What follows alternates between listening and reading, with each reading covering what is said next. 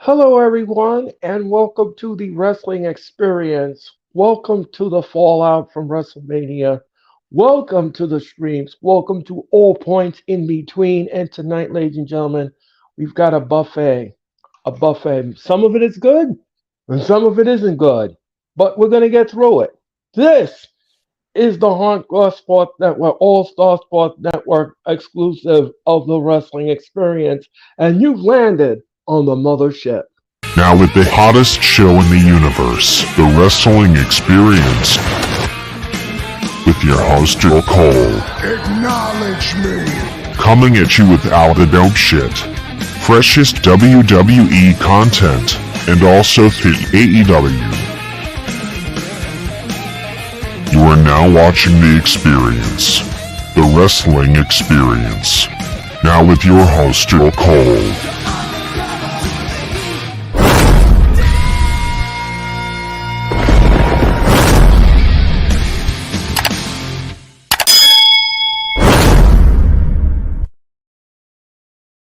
Hello, everyone, and good evening, everyone, and another Thursday evening to you all, and welcome to the Wrestling Experience. My name is Earl Cole, and yes, don't get it confused with the other name. It is the Wrestling Experience with Earl Cole. And tonight, ladies and gentlemen, we're going to discuss WrestleMania, WrestleMania night number one, WrestleMania night number two.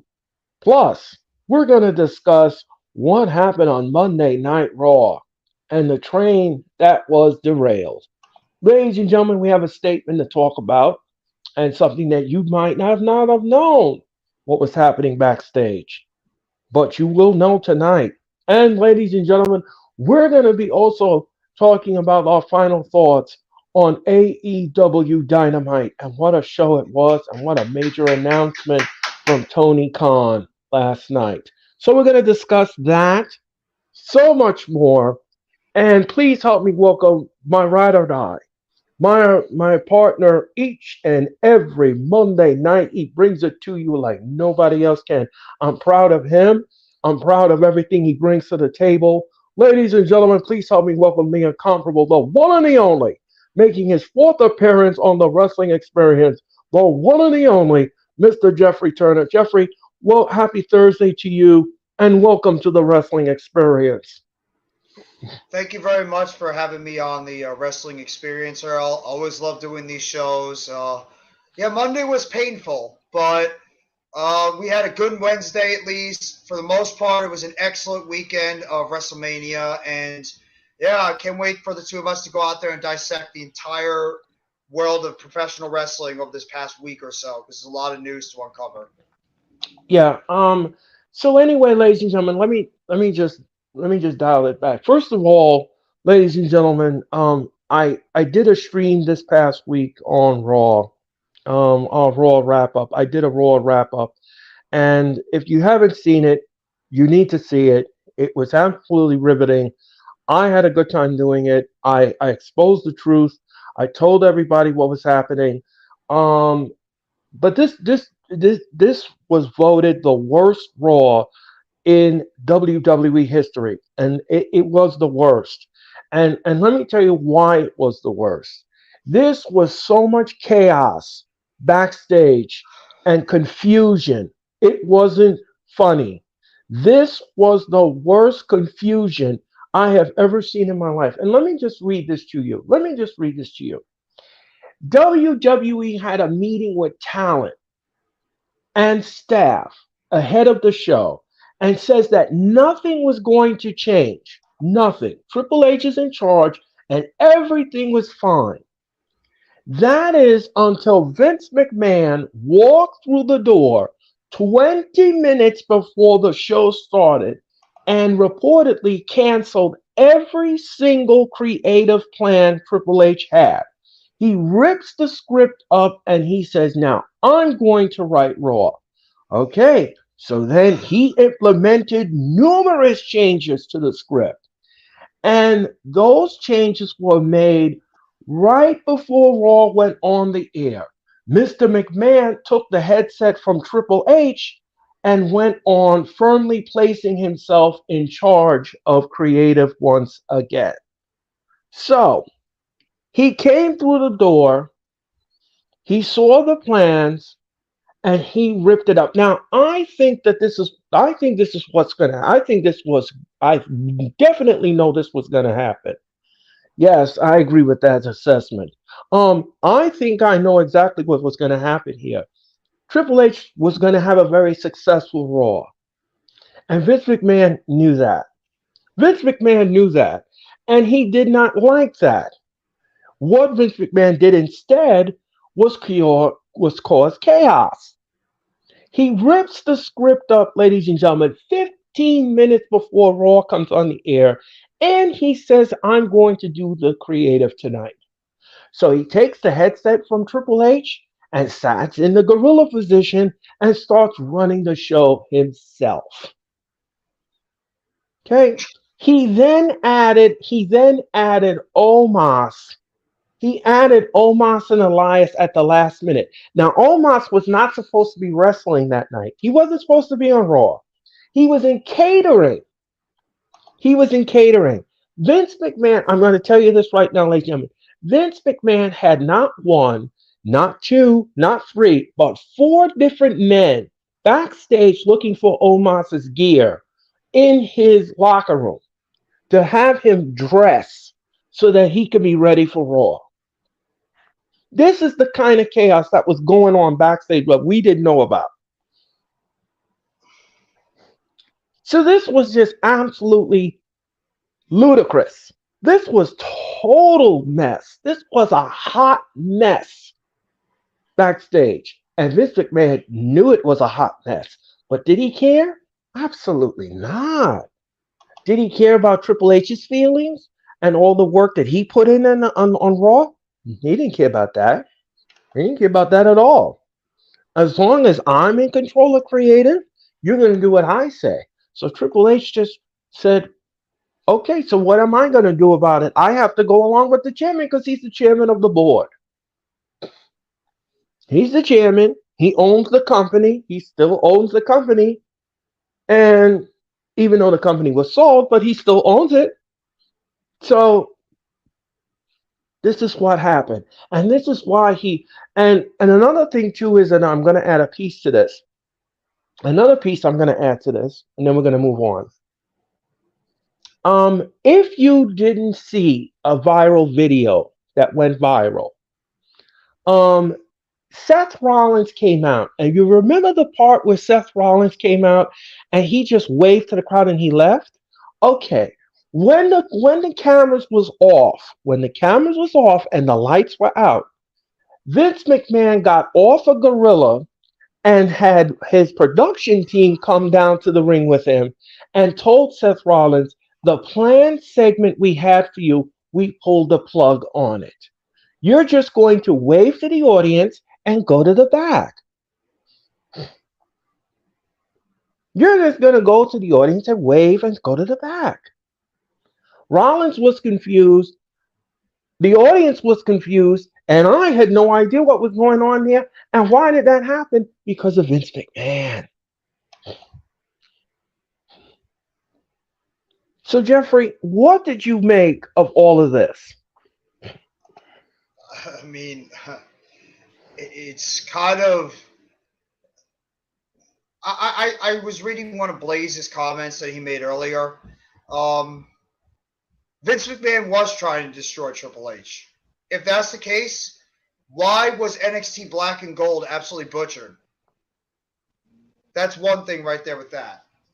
The Seth Rollins segment still puzzles me to this day because why would you send him out there just to greet the fans, waving to them, and then just have him come right back? That was one of the strangest segments I've ever seen on a wrestling show since I've been watching wrestling, and I've been watching wrestling since the middle of the 90s. I've never seen a wrestler just go out there, wave to the crowd, have them cheering their segment or cheering their theme song, and then just walked away. The Cody and I'm sorry, go ahead. No. Go ahead, Jeffrey. Finish your thought. Well, the Cody and Roman thing, the Cody and Brock Lesnar thing, I didn't even realize. I didn't think about it, but after thinking about it, I'm like, yeah, This is John Cena and Brock Lesnar all over again. I didn't even think about that. It's true. Remember back in 2012 or 13 when Brock Lesnar made his return after being gone for years? I think it was 8 or 9 years. He came back and had that little feud with John Cena after Cena lost that match to The Rock at WrestleMania, and he was sitting Mm-hmm. there on the ramp. I Mm-hmm. didn't even think about that, but parallel, yeah. From what I've been listening to and what I've been watching, John Cena sitting on the ramp, depressed. Next night, gets his ass kicked by Brock Lesnar. Following this one, Cody Rhodes sitting in the ring, all depressed after losing to Roman Reigns. Following night, Brock Lesnar, tag team match. Then he kicks his ass. The women's division, oh my God. I mean, the women's division is so bad right now, and it's not even their fault. And the Omos and Elias thing, if you're trying to make fans, and I mentioned this on the show on Monday, if you're trying to make fans not watch the product, that's the first match that you're going to put on the show, and they're not going to want to watch. Because Elias, I'm sorry, I hate using the word jobber. Elias is a jobber. And Omos, he's just a jobber to the big guys. He can beat up guys like Elias, but when it comes to, like, guys like Braun Strowman or Lashley or Brock Lesnar, he's not beating them. I mean, this show was a hot mess. This show was a disaster. Is anybody? I'm not surprised Vince McMahon wanted to come back and he's doing what he's doing. Nobody should be shocked by that. Vince McMahon wanted to try to gain ultimate power back in the company, so he went behind the scenes. Probably just like put through the headsets to Bruce Pritchard or Kevin Dunn or whoever it is during this whole hiatus about trying to get his way back in. And if you want to be pissed at anybody right now, go get pissed at Ari Emanuel. He's the one that did this because there was a report that just came out recently. I forget what the group was that was interested in buying WWE that didn't want anything to do with Vince McMahon, and that's the only reason why. And you see there's lawsuits coming out now about this. These companies want to sue WWE because they didn't get an opportunity to buy the company because they sold right immediately to Endeavor because of the fact that Vince McMahon wanted to be back in power, and none of these other companies wanted him. They wanted Triple H. They wanted Stephanie. They wanted Nick Khan. They don't want Vince McMahon. And it's kind of ironic that the one company that Vince McMahon was still going to get ultimate power besides the Saudi Arabian Republic was going to be Endeavor. Hence why Endeavor bought it, friends with him for 23 years, and now look. And you got a crap show like you did last night. And if you keep getting this, Drew McIntyre's contract's coming to an end soon. Bayley vented frustration. Asuka vented frustration. You could see some other stars out there that are going to be venting frustration, either waiting to get their contracts run out and then leave, or they're going to be wanting to get released immediately. And especially what AEW did this past Wednesday. Wrestling is just a thing of momentum. That's what wrestling is. AEW was riding high at the beginning. You get to the middle of last year during the summer, WWE took all the momentum because Triple H was taking over creative. AEW was scrambling. Now after this past Saturday, WrestleMania Night 1, AEW got all the momentum back, and WWE is back to scrambling to see what they can do. So I'm sad. As a WWE fan, I'm sad. Um. Well, ladies and gentlemen, here lies the thing. This is the final thing I'm going to say on this, and this is true. First of all, Mr. McMahon wanted to humiliate Cody Rhodes. He wanted to humiliate him. So what's the best way to humiliate somebody you don't respect? You turn Brock Lesnar heel and you beat the stew out of him in front of everybody on camera. Yeah. So that's what Mr. McMahon did to Cody Rhodes. He don't respect Cody Rhodes at all. And as long as Vince McMahon is in charge of creative, Cody Rhodes can kiss his title dreams goodbye because he'll never get a taste of that title. Should never left Never. AEW. Nope. He will never get a taste of it. Nope. Nope. He won't because Vince McMahon can't stand him. And once Vince McMahon don't like you, he's gonna make your life a living hell. Yep. I have a question for you real quickly, Earl. Do you think that Yes. it's all Vince McMahon, or do you think Triple H might have had a little hand in that because of what happened at the beginning of AEW with the whole taking the sledgehammer and smashing the throne? And you know what the symbolization of that is? Yeah. Triple H could be I'm. trying to get a little revenge on Cody I. because of I that. mean. I mean. Yeah. I mean. I. think. I think the night number two. I think they both cooked up the plan to screw him out of the title. I think they both cooked that up. As Yeah. far as Monday night goes, I think it was all Vince. 1,000%. 1,000%. He wanted to make sure that he embarrassed Cody Rhodes again.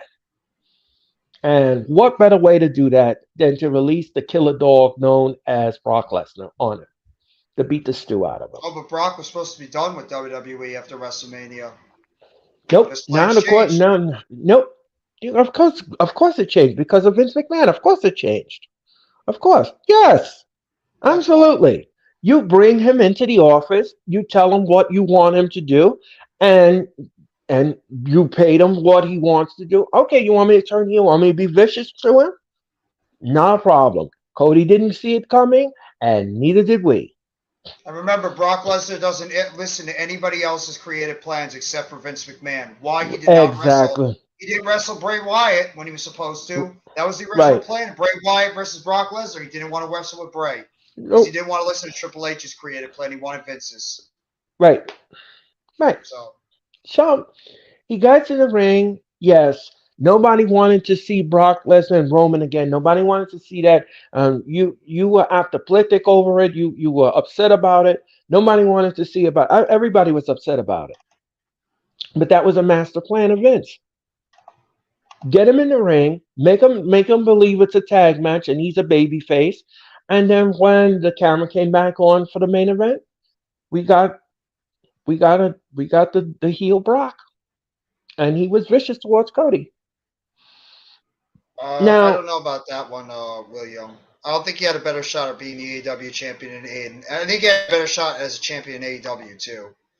yeah, um, I just think that Vince had it in for Cody, and he still has it in for him. Yeah. And as I said before, and I'll say it again, as long as Vince is in charge of creative, you could forget about Cody Rhodes becoming champion anytime soon. You forget about 3/4 of that roster. Yep, yep. Because what is It's all just three quarters of that roster comes from where, Earl? Where do they come from? AEW, No, no, no. Where do they come from originally? um, NXT, Yep. And who ran NXT? Triple H. And what are a lot of these people got fired that were what? Um, they were released. They were They were Triple H guys and gals. they were Triple H guy. Right, exactly. You didn't see any of these Yeah, Vince McMahon people really getting fired. It was all Triple H's guys and gals that got fired. that's right. And anybody that came up from NXT, and it's been said by everybody. You don't need to say the podcasters or the other people out there. It's been said enough.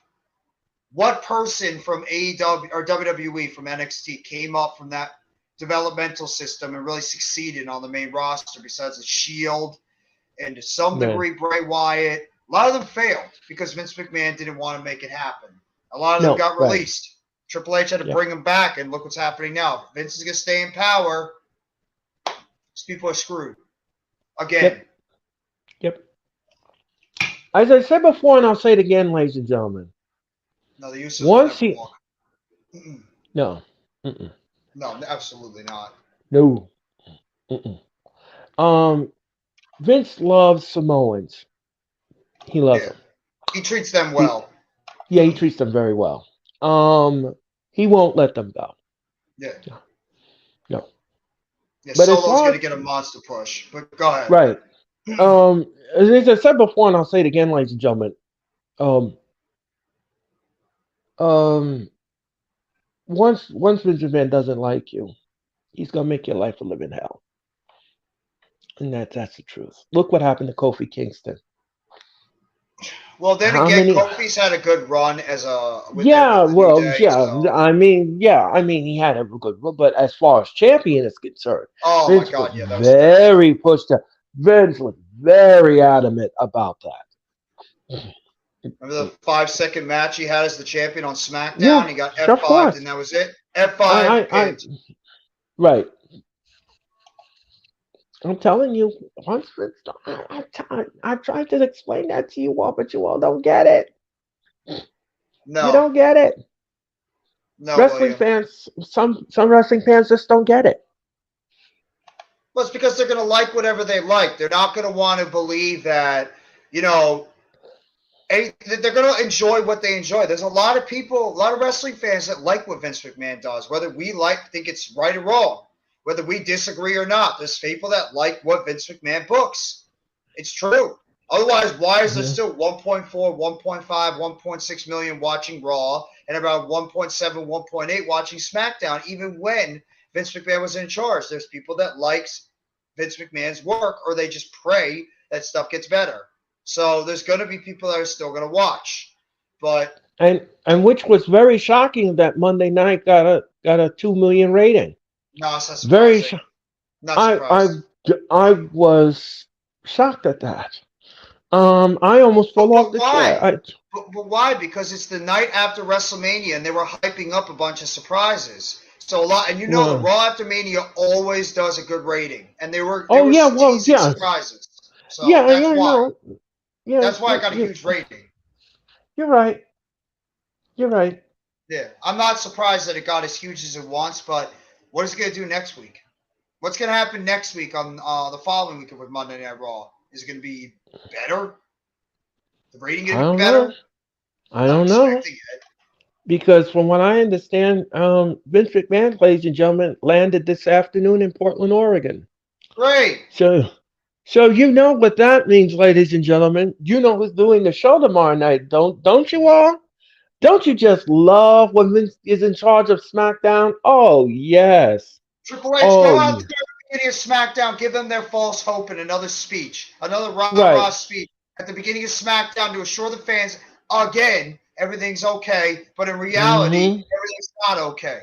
That's Mm-hmm. all it is. It's SmackDown looks like to be it's gonna be a carbon copy of Raw, except the matches look better on SmackDown. God forbid if the card doesn't get rewritten another 8 times on that show. I mean, again, like I said before, I'm gonna say this for the last time, you all. This wasn't good. This was chaotic. This was chaotic. I It's mean, not. It's worse than chaotic. It was an mitigated disaster. it was. What I mean by chaotic, I mean the backstage. I Oh mean, yeah. what happened backstage was just The absolutely. morale is devastated. The morale's terrible Well, right now. the staff was shocked. The staff was shocked. Everything was ready to go. They Yeah. were ready to pull the trigger. Triple H was ready to pull the trigger on the show, and Vince comes in the back and says, "No, no, no, no, no, we're not pulling the trigger on that." No, he's like, oh, I don't like that script. Rip, rip, rip, rip, rip, Right, rip. right, right, 20 minutes before the show starts. right. Did you And then, know, by the way? Did everybody in the chat know we were supposed to have two number one contender women's matches on Monday Night Raw with a bunch of yes, talent that had to get scrapped, and you put together that random segment between Bianca Belair and Rhea Ripley when you're supposed to have yes, Candice and Mia and Dakota and whoever it is, Piper Niven, Nikki Cross, all these people that are in that women's division were supposed to be booked on Raw, and yet you got nothing of that. They scrapped all those plans, and instead they decided to put on a random segment between the Raw and SmackDown Women's Championship and then a tag team women's match that made no sense because you already determined a number one contender for the tag team titles the night before with Ronda and Shayna. Now you have two number one contenders for the women's championship. What are you going to put a triple threat match? I mean, the booking made no sense, and it had to have been a last minute write up. Triple H would have never done that. no. It was I said before, stupidity. and as I said before, and I'll again, like I said, I'm going to move on from this, ladies and gentlemen. As I said before, and I'll say it again. The staff was shocked. Triple H was shocked. And everyone else sitting in the gorilla position on the table was shocked. They just couldn't believe what they were seeing. Then you Nobody should be had shocked. Nobody should try. Um, um, uh, this is not what I signed up for. Um, oh boy. I'll Well, discuss it. anyway, ladies and gentlemen. Anyway, let's just hope and pray that this Monday, we get a receipt, something that we could talk about positively. Let's And start with tomorrow. right, well, let's hope and pray because Yeah. I think tomorrow night we're going to be in for the same old thing. Yeah. And I heard rumors that Triple H was supposed to be booking one show and that Vince was going to be booking the other. Like Triple H would handle SmackDown and Vince would handle Raw. But No, what that do was I know? not the case. That was Yeah, I'm not the not surprised. case. No, I know I'm not That surprised. It's a hope, no, Earl. It's a hope. You gotta throw it out there. It's hope. no, no, not with Vince. There is no hope. No, of course not. No. On Hope. What is only hope? all there is shattered dreams, ladies and Yeah, gentlemen. and not the Dustin Rhodes former move. It's Gold Dust. Mm, no. So, ladies and gentlemen, I'm gonna move on from there. But anyway, ladies and gentlemen, we move on to night number one of WrestleMania. This was great. Night number one, ladies and gentlemen, this was fantastic. I I I I I can't use any other word than fantastic. Mm-hmm. There's only one word that I can use for WrestleMania night number one, and that was fantastic. And by the way, ladies and gentlemen, thank you all for watching the WrestleMania night number one. Ooh boy, did I get the views on my channel. Ooh boy. Ooh boy. I woke up to a lot of views. And I want to thank you for watching because I had some great panelists, and Jeffrey was one of them. They all brought it. They all brought it. Anyway, ladies and gentlemen, let's talk about this first match. It was Austin Theory taking on John Cena. The match was fantastic. The match was a banger. The match was good. The great chemistry in the ring. Um, Austin Theory did tap out. Unfortunately, the referee was tapped out as well. But in the end, Austin Theory retained the championship and he marched forward. Jeffrey, what did you make of the match? I honestly thought the match was not bad, but I thought it could have been a lot better. I mean, I heard that the match was actually cut shorter because they extended the Charlotte Flair and Rhea Ripley match later on in the night. But I thought the match could have it was sort of getting into its next legs, but it was mainly just Theory was pretty much on offense the entire match. Like Theory was aggressive, pretty much beat the crap out of John Cena that whole time. John Cena put on the SDF a couple of times. No attitude adjustments, nothing like that. It just felt like a dominant match by Austin Theory, and then in the end, it was just sort of anticlimactic, where it was just a low blow by Austin Theory, and then an A-Town down, and that's it. I mean, I thought the match could have been a little better. It just felt like it was stuck in first or second gear, and then it really not got. It didn't get up to the third or fourth gear. I'd probably say that between this one or the 6-woman match, it was probably the worst match of night one. Which none of the matches were terrible, but I just thought this match could have been a little bit better. I thought it was sort of stuck in that second gear, and it just felt like it ended a little bit too quickly. But I mean, love Austin Theory. He came off looking good. Cena's good as always. You can't ever hate John Cena. Well, there's a lot that hate John Cena, but I thought the match was not bad. I thought it could have been a little bit better. I would have gone the match with like another 4 or 5 minutes or so. Maybe get into that last gear, a couple of false finishes and stuff, but it was enjoyable for what it was, and glad Austin Theory got the win. It was the right outcome. I agree with the entire assessment. Yes, I do. I do agree with the entire assessment. That could be the next Um, banner, by the way. yeah, yeah, I agree with it. wholeheartedly. Yeah, the match could have been a little bit better. I'm not going to say it was a terrible match. I'm not going to say it was a horror show. I'm not going to say it was a classic. I'm not saying none of that. All I'm saying is what Jeffrey said, and I'm going to jump on his bandwagon. I'm going to say the same thing. It was kind of stuck in gears, Yeah. and it needed some kind of piston in its engine to sort of like get it going. Um, but again, like I said, it was okay. The chemistry was great. The nuances were great. The little back and forth stuff. But like Jeffrey brilliantly says, Cena brought it. Cena brought it to Austin Theory, and yeah. But like I said, the match was okay. Again, like I said before, it was okay. It wasn't bad.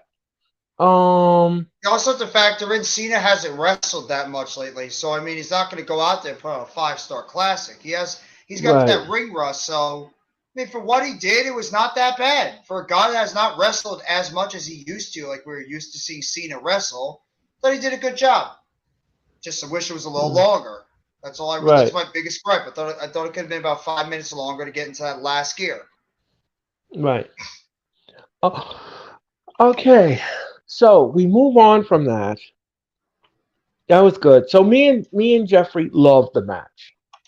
Could have been a little bit better, a little bit more elements to it, but it was okay. We thought it was okay. Let's talk about this next one. Seth Rollins taking on Logan Paul. Oh, this is great. This was absolutely fantastic. You know something? Let me just say something here. Let me just say something. You know, when you have somebody as good as Logan Paul, you really need to tap into that potential. You really do. Because he really brought it to Seth Rollins. He really did. The Mm-hmm. two of them matched very well in the ring. I thought the nuance of the match was great. I thought the chemistry was good. The athleticism in the match was fantastic. I have no issues with the match whatsoever. I thought it was great for what it was. It was I thought it was great. I love what I was watching. I was thoroughly entertained. Me I was too. entertained. I thought I was entertained by. I don't know about anybody else. I can't speak for anyone else, but for myself, I was very entertained. Jeffrey, what did you make of the match? I thought this match was tremendous from bell to bell. I thought both guys worked incredibly well together. I mean, for as much as you might not like Logan Paul as a person, you can't ever discount this guy in terms of his in ring ability. He's one of those celebrities that's been able to just get it when it comes to in ring style, knowing how to get cheap heat on him from the crowd, just being able to go out there and just put on some incredibly impressive moves. You should have known that when you saw that unbelievable crossbody dive he had at Crown Jewel against Roman Reigns in that match, and then Right, obviously that insane stun he pulled against Ricochet when the two of them went crashing into each other at the Royal Rumble, which is probably one of the right, craziest stunts I've ever seen. I mean, you right, knew these two were going to be able to put on a banger. I have no doubt in my mind, as many others didn't, that this was going to be a tremendous match because we all know how good Seth is. And Logan Paul has given us no reason to believe that he can't put on another good match. And these two guys went out there and just put on a 15, 20-minute classic. I mean, Logan Paul, I give him so much credit for this guy just getting the wrestling business. I think the little thing with KSI, the YouTuber, it was a little silly. I mean, it was a little silly how it went about, but I get it. YouTuber, good friends with Logan Paul, help him out. I thought it was actually going to be Jake Paul originally that was going to do it, but I'm not really surprised. Like, a little nuance added there. So, but I mean, I thought it was good. I loved that match so much. If it wasn't for a couple of other matches, I probably would have said that would have been one of my. It was probably one of my matches of the weekend. But Seth is amazing. Logan, I hope they're able to sign him to a contract because his deal is up after WrestleMania. Hopefully, they're going to be able to sign him to an extension and bring him back because, if he's going to right. be here every other big event to put on any type of match, I'm all for it. A guy gets the wrestling business. He's passionate about the wrestling business. And when he goes out there, he's going to give you 110%. He's going to try to go out there and show the fans that he gets it, and he's going to do whatever he can to entertain everybody. So I loved it. I agree. Again, we agree with the assessment. Yes, yes, I agree. I agree with the assessment. That was brilliantly done by you. Great analytics, as always, Jeffrey. Thank you. You welcome. It was just it was great. Let me ask you something, Jeffrey, and I want to get your opinion on this. Shoot. In the future, no, I'm not saying now. I'm not saying now, but in the future, if Logan Paul keeps wrestling the way he does and the way he performs in the ring, would you consider him an intercontinental champion? It depends on how much involvement he's going to have with WWE on a weekly basis. And also who's going to be feuding with. Because if he's going to be, if somehow Gunther still has that championship, no, I don't want Logan anywhere near that title. But Let's say it's Sheamus. it's all going to really depend on his involvement with WWE on a weekly basis. You don't want the Intercontinental Okay. Championship taken off the You don't want the Intercontinental Championship to be taken off television because it's been deemed your workhorse championship, and you see what Gunther has been doing with that title since he won Right. it all the way back last year. He's pretty much been Right. going out there and he's giving prestige to that title every single Right. big live event, every single big pay-per-view for WWE. Mm-hmm. You need that title to feel important, and Gunther has done that. Can Logan Right. Paul do it? Maybe, but he's also a media mogul. He's a superstar. He's got outside projects. I don't know if he's going to want to be willing to commit himself to being on SmackDown pretty much every single time to like defend that title or just like make the title still feel important. You don't want it to be like a Roman Reigns or what Brock Lesnar did before. So I'd probably lean more towards no right now, but Okay. who knows? Who knows? But you know, anything is possible in wrestling. Yes. Anything is possible. What's up, Rob? Uh, hey Rob, how you doing? Thank you Oh, for he's gonna popping be into the there, show. Rob. He's gonna be there. Don't. Your fears are gonna be taken. He's gonna be there. Earl just broke the news earlier. Vince will be at SmackDown. Yep. Um. Anyway, ladies and gentlemen. Anyway, ladies and gentlemen. Let's move on from this match. Now, this match was. Well, I don't know. I don't know what. I don't know how to describe this. I don't know what word to describe this because this was. This was a Talking about the 6-woman match. the match I'm referring to is Becky, Lita, and Trish taking on Damage Control. Um, I just let me just explain something to you guys. Let me just go back a bit. You know when these ladies came back at SummerSlam, I thought, things would have been a little bit different. Okay, Bailey's got a new faction. They're going to repackage her. She's going to be great. Everything is going to be fine. They're going to book them correctly. Boy, was I wrong. Boy, was I dead wrong. Boy, I'm eating my words today, ladies and We all gentlemen, were wrong. because this faction has been booked horribly They're and damaged. I and they're damaged forever. And if you don't believe me, or you do not care what I have to say, then just watch the matches that they were booked in, and you'll get what I mean. This was something. I'm not even going to say this was sensational. I can't use that word. I thought it was okay. It was there. Mm-hmm. It was there. We all knew that Damage Control was not winning the match because we know that WWE don't book them correctly, Yes. and we all know that they were not winning the match at all. Dakota Kai and Io Sky were the tag team champions, and how many times did they play hot potato with these ladies? How many times? Four? Like 3, 4 times the title changed Like four hands. of them? Yeah. Yeah, how many times was hot potato played with this faction? And Way how too many much. times And then let me ask you another trivia question. I want you all to really put your thinking caps on this. How many times has Bailey been jobbered out? How many times? How many times? How many times has Bailey been jobbered out? A Oh, I'll lot, wait. a lot Yeah, recently, yeah, yeah, yeah, especially against Bianca. yeah. So this faction was not going to win anything. No. No, And you can tell a telltale sign, Earl, was the fact that when they came out this past Monday Night Raw, there was no mention or talk about Bailey. no, because Bailey mentioned on Twitter she wants a break.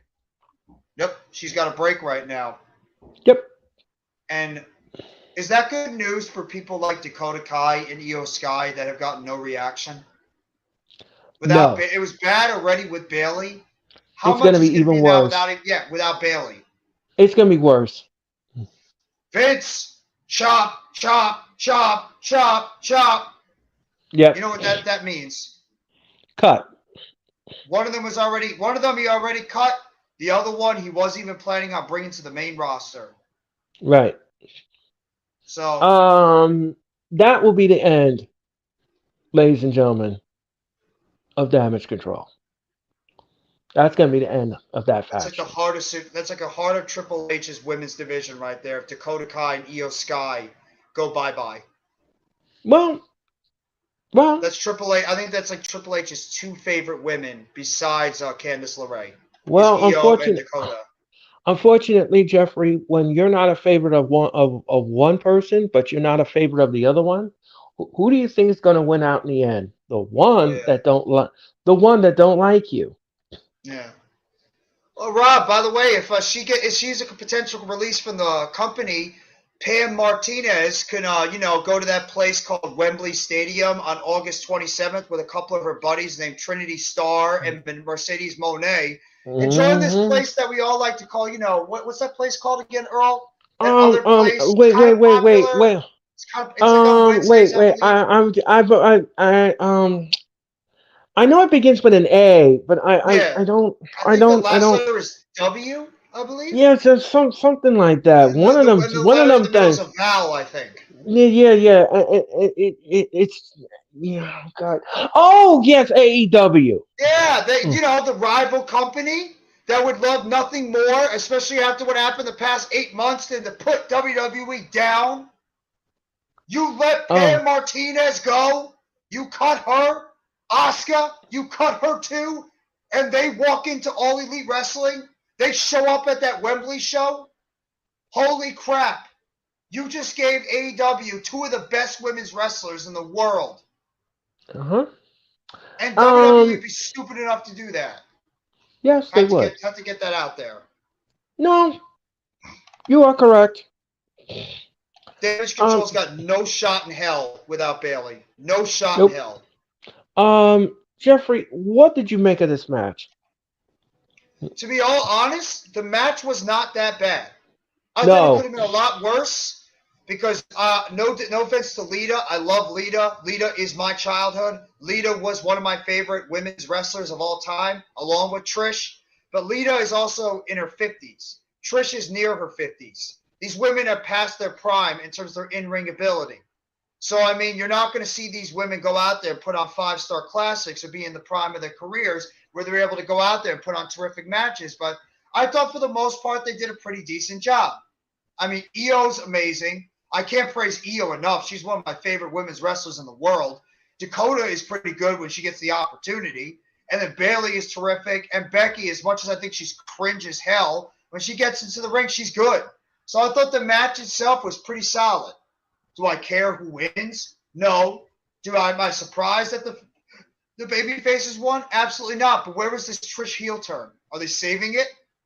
I honestly thought Um, that Trish was going to turn heel during the match and give the win to Damage Control as maybe like a last-ditch effort to save that group. But after they lost, and now with Bailey going on her hiatus and not even being mentioned with Damage Control, you might as well just break Io and Dakota up, have them battle with each other in a feud, and then just go forward. Have Io turn babyface, keep Dakota as a heel. um, I, I, I. agree with the assessment.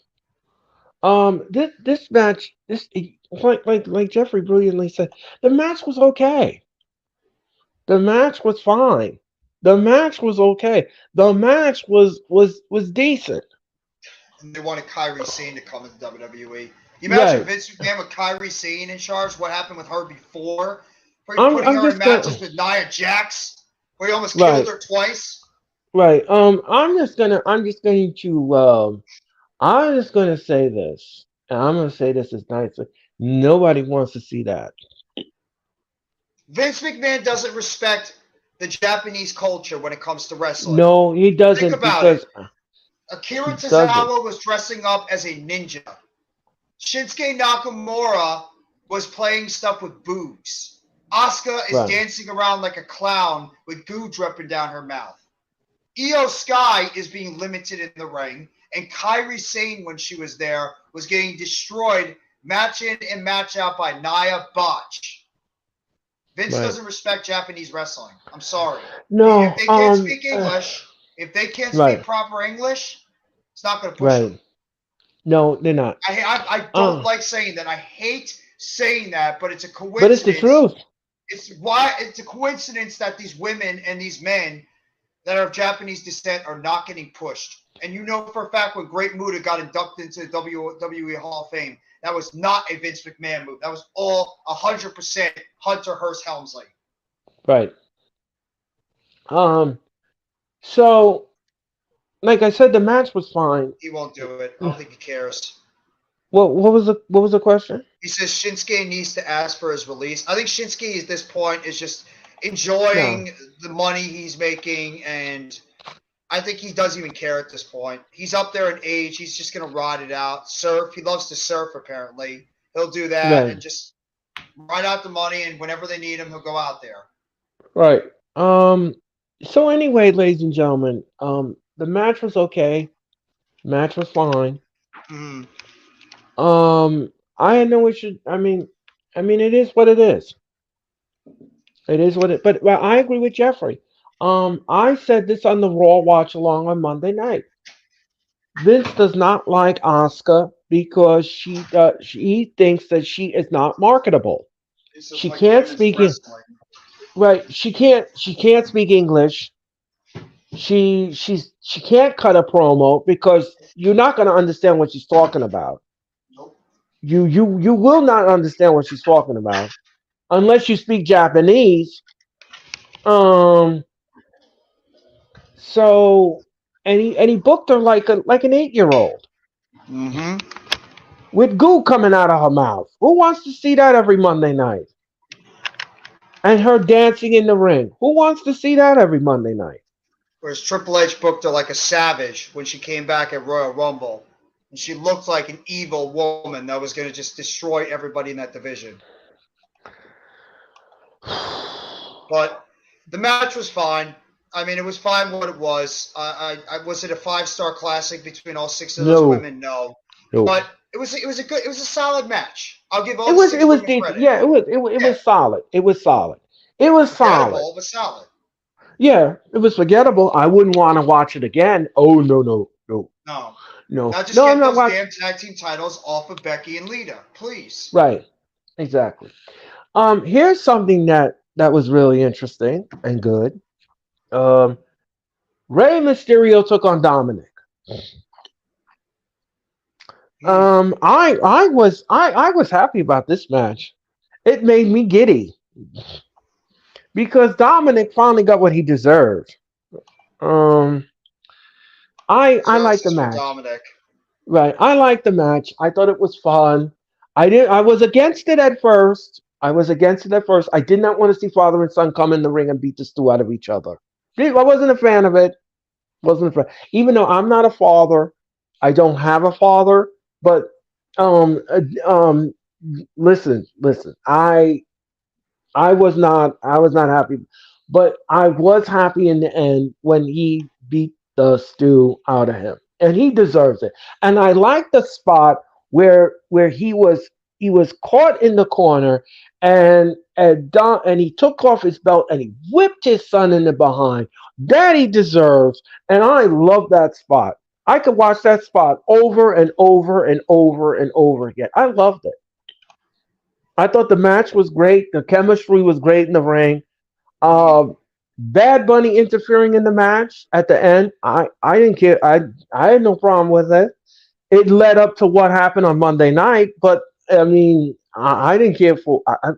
It was okay. Jeffrey, what did you think of the match? Thought it was a solid match overall. I enjoyed it. I love the entrances by both Dominic and Rey Mysterio. Dominic coming out of prison, like coming out of the police car, handcuffed, pretty much being led to the ring. I thought it was pretty. I thought it was awesome as hell. And then obviously Rey Mysterio coming out with Snoop Dogg in the lowrider with Eddie Guerrero's music playing, "Lie, Cheat, and Steal." That was an incredible touch right there. Brought us all the way back to Eddie Guerrero's days of coming in the low rider with Chavo. I mean, the match itself, it was not bad. And obviously, we saw how it led to an angle starting up on this past Monday, which is probably one of the best things that happened on the show with Bad Bunny. And like, so, I thought the match itself was it was good. Dominic, I think, is getting better in the ring. Ray is always terrific. I mean, you can't ever hate on Rey Mysterio in terms of his in-ring work. I was surprised that Ray got the win. I thought that Dominic was going to pull off the win.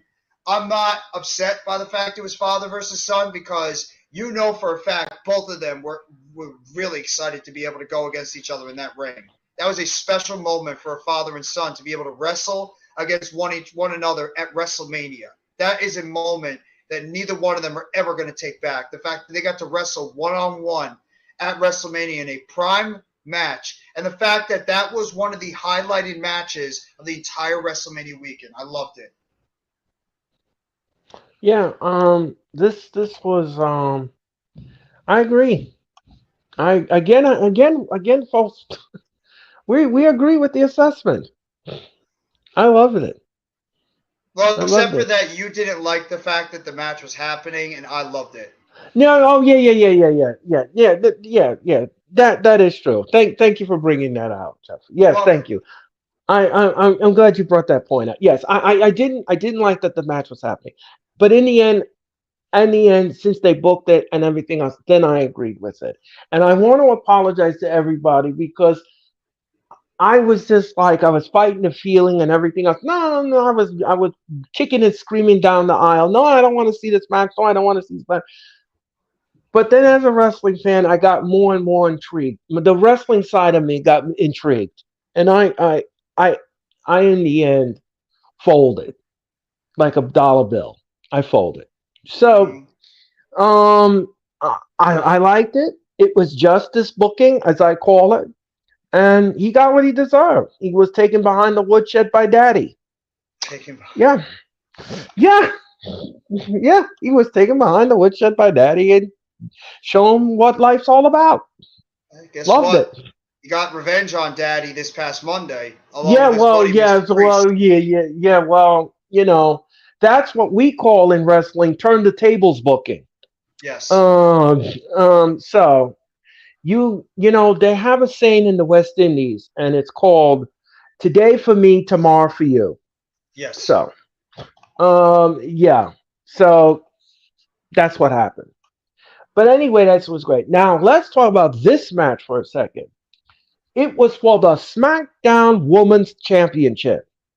It was Rhea Ripley versus Charlotte. The match was good. I had no issues with the match, and the right outcome was here. And Rhea Ripley got her receipt. Now, why did I say a receipt? Okay, let me just take you all back to the pandemic era.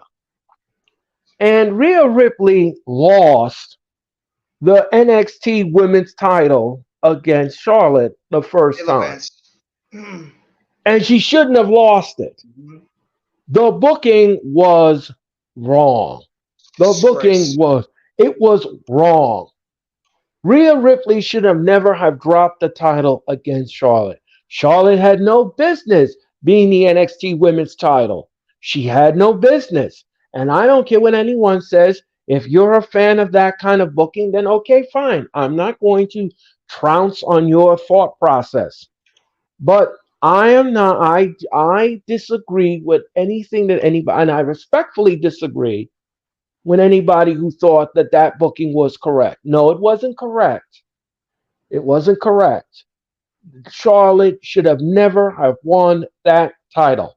She had no business. Charlotte was already established. She already has championships under her resume. She did not need the NXT title. No. So fast forward to 2023 WrestleMania 39. Rhea Ripley's in the ring with Charlotte, and this time the right thing was done, and she got her receipt. So, with all of that being said, the match was okay. Jeffrey, what did you think? I thought this match was better than okay. I thought this match was one of the best matches in the entire weekend. And shout out to both Rhea Ripley and Charlotte. They put on a banger of a match. I was not going into this. I was not going into this matchup thinking that these women would put on a match as good as they did. But my God, they put on a terrific. They had the best women's match of the entire weekend, and I did not think that would happen. I thought that Asuka and Bianca Belair would outshine them on the night after, but these two women really did an excellent job. Even when Charlotte Flair got her face pretty much crushed on that back suplex by that move by Right. Rhea Ripley, but the counters were Yeah. great, the drama, just the overall sequences that both these women were going through, and we all, any wrestling fan knew this was the biggest lock of the entire weekend, besides Sami Zayn and besides the Sami Zayn, Kevin Owens, and Usos match. We knew that Rhea Ripley was going to become the new SmackDown Women's Champion. It was her time, and there's no reason to keep the belt on Charlotte. It would have been an absolute fan outrage beyond belief if Rhea lost again. But these two women killed it. I thought they had a tremendous match. I would say it would probably be top 3 or 4 over the entire weekend. I think that this would have been the match of the night if it wasn't for with the main event. But these two women were great. I really thoroughly enjoyed what these two women did. I agree. Again, I agree with the assessment. I agree. And you're right. It was more than okay. It was more than okay. You're absolutely right, Rob. You're absolutely right, Jeffrey. You're absolutely right. This was more than okay. This was a banger. This was a banger. It was terrific. It was terrific. I loved it.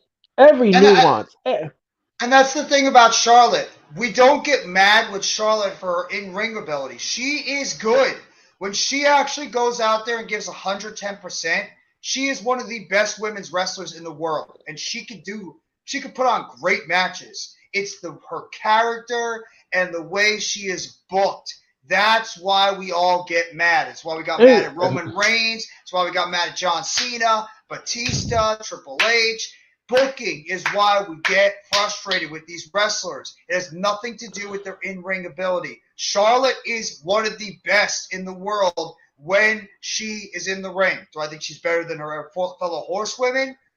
Probably not. But I think she is terrific when she actually goes out there and is put in a situation where she can go 110%.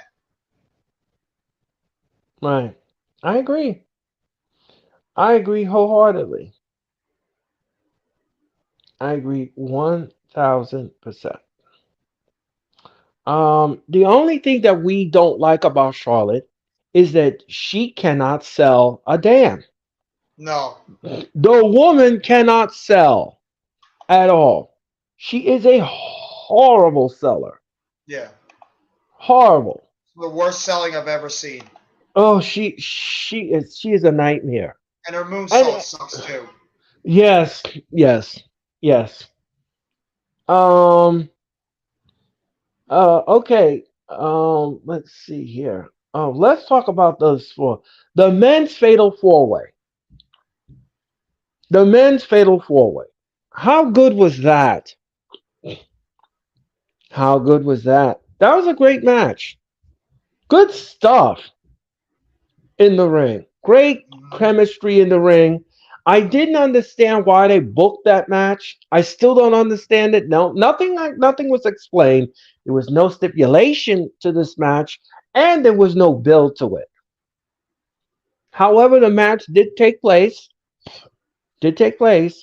and the Street Profits won the match. Good stuff. Jeffrey, what did you think of it? Yeah, it did feel like 60 degrees St. Levance. I thought this match shocked the hell out of me. I did not think that this match would be as good as it ended up being. Now, I know it was a lot of spot fest and everything, but these 8 men went out there and they killed it. They did. Ricochet and Braun Strowman, I don't know why this is like such an awkward pairing, but it works. I mean, Alpha Academy, I love Alpha Academy. Chad Gable is one of the best wrestlers in the world, and Otis fits so well in his role. I mean, the Street Profits, enough said, they're great. And I mean, the Viking Raiders, I wish they were pushed a lot better, but this tag team is great too. So I mean, the match itself was a lot better than I thought, and we know the reason why they did it. They want to book. We want to put more people on the show. That's why they booked these 4 teams in this match. They want to get them on the show and let them go out there and showcase their skills. And compared to the women's one, which was an absolute disaster the night after, this was actually very entertaining, and I thought it came off incredibly well. And kudos to all 4 of those tag teams. They really brought it, and they actually gave us a very fun match for about 10 minutes. Loved it. I agree. Again, I agree with your analysis. I agree. Um, I thought the match was great. The Profits went over. Everything was fine. Yeah, I nothing I can say. There's absolutely nothing that I can add to that Do you agree with the other than decision with the Profits? yeah, I agree with it. I agree with them winning the match. I just wish that it was for a number one contendership. That would have Well, been essentially, nice. it was this past Monday Night Raw because they got a number one contendership match against the Owens and Zayn. So, Oh yeah. That okay. You're right about that. Yeah. yeah. So I again, like I said before, I agree. I just disagree with who the result was. I would have gone with the Viking Raiders. I thought the Yeah. Viking Raiders, Yeah. I okay. All right. because the Street Yeah. Profits have won enough. They've already had multiple tag team championship matches. I would have And rather they've seen been the Viking Raiders get a shot. right, and they've been champions before. It's not Exactly. like it's not like they haven't. But this is the way the WWE wanted to travel on. So Yeah. I'm scared okay, about the Viking Raiders. I'm scared about the Viking Raiders going into this Vince McMahon era now, especially with Valhalla, with Sarah Logan. I would not be shocked if he's like, "Who is this goofy girl with all the stuff on her face? yeah, Get her yeah, out of here, Bruce!" Like, I wouldn't be yep, surprised if she gets fired again. yep. And I don't really like their chances. Otis will go back to No, being a comedy character. I don't know right. about Ricochet and Braun. And I mean, who knows? We could start seeing Chad Gable going back to being called Shorty G again, which would be a nightmare. Jeez. Yeah, I know. Oh gosh. One more day Um. of work, gentlemen. I'm blessed to have another weekend off. Have a great, another Yeah. great weekend off, Levance. And always, thank you for coming by all the live streams for the Hardcore Sports Network and the Big Blue Crew. What's on the menu, my friend? Oh, go ahead, Earl. Um. Okay. Let's talk about this next match. Pat McAfee took on the Miz. Why? Why? Why? No, it's This nice to was see Pat probably. McAfee. It was nice to see McAfee, and he had a WrestleMania moment. But why? Yes, he did. Why? I don't know. What was the purpose? What's the purpose of this? I would have put out LA Knight, or I would have put out a Bronson Right, Reed. I would have put out right, an NXT talent. I would have put out right, someone that was not on the card. Throw him out right. there. Bray Wyatt, surprise entrance. I heard Bray Wyatt was in town, but yeah, Um, I don't know. Why? this Why was isn't this as done? egregious as the one that happened the next night, but this was pretty bad. Yeah. This wasn't good. This was probably the lowest point of the entire show, which Yeah. is saying something. Right. It was a harbinger of things to come, ladies and gentlemen. Sounds good, Levance.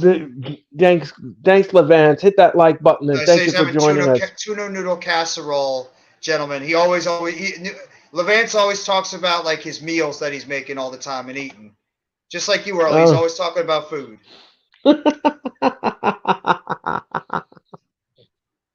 but I use it. See, when I do it, I use it for Use it as an analogy analogy, purposes. yeah. Hmm. When I do it, ladies and gentlemen, it's for entertainment purpose. Yes. Um, and it's for entertainment for you, bottom dollar, ladies and gentlemen. Um, so yeah. Anyway, this match with McAfee, I didn't care for it. It served no value. It had no value to it. I understand you wanted Pat McAfee to have a WrestleMania moment. I think it would have been okay if Pat McAfee would have just came out there and did commentary. That would have been his WrestleMania moment. He comes back at Mhm. WrestleMania and calls a match and do like what Jeffrey said.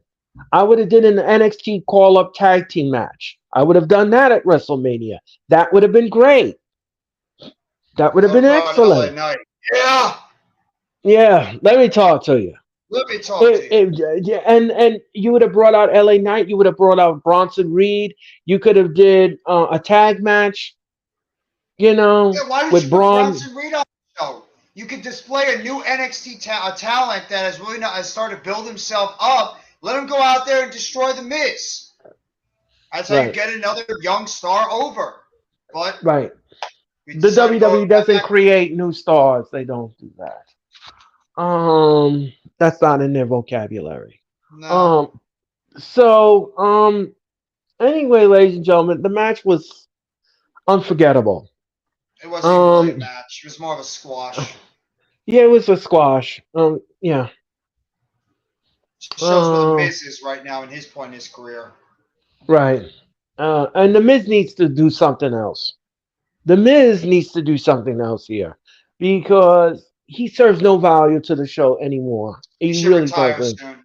He should Yeah. retire, either become like a coach backstage, or he should just try to do talk shows, Or maybe be a become a or general man, become an authority yeah, figure, a general manager or something. yeah, or be a road agent. Yeah, Something. yeah. Something like that. I don't need to see him get buried on a WrestleMania show or get buried in Uh, quick matches. It makes him look bad because you hate to say he's a former WWE champion, so that's not a good yeah. look. No, it's not. It's not a good look on his resume. No. Um. All right, ladies and gentlemen, this is it. This is the main event of night number one. This was for the undisputed tag team champions.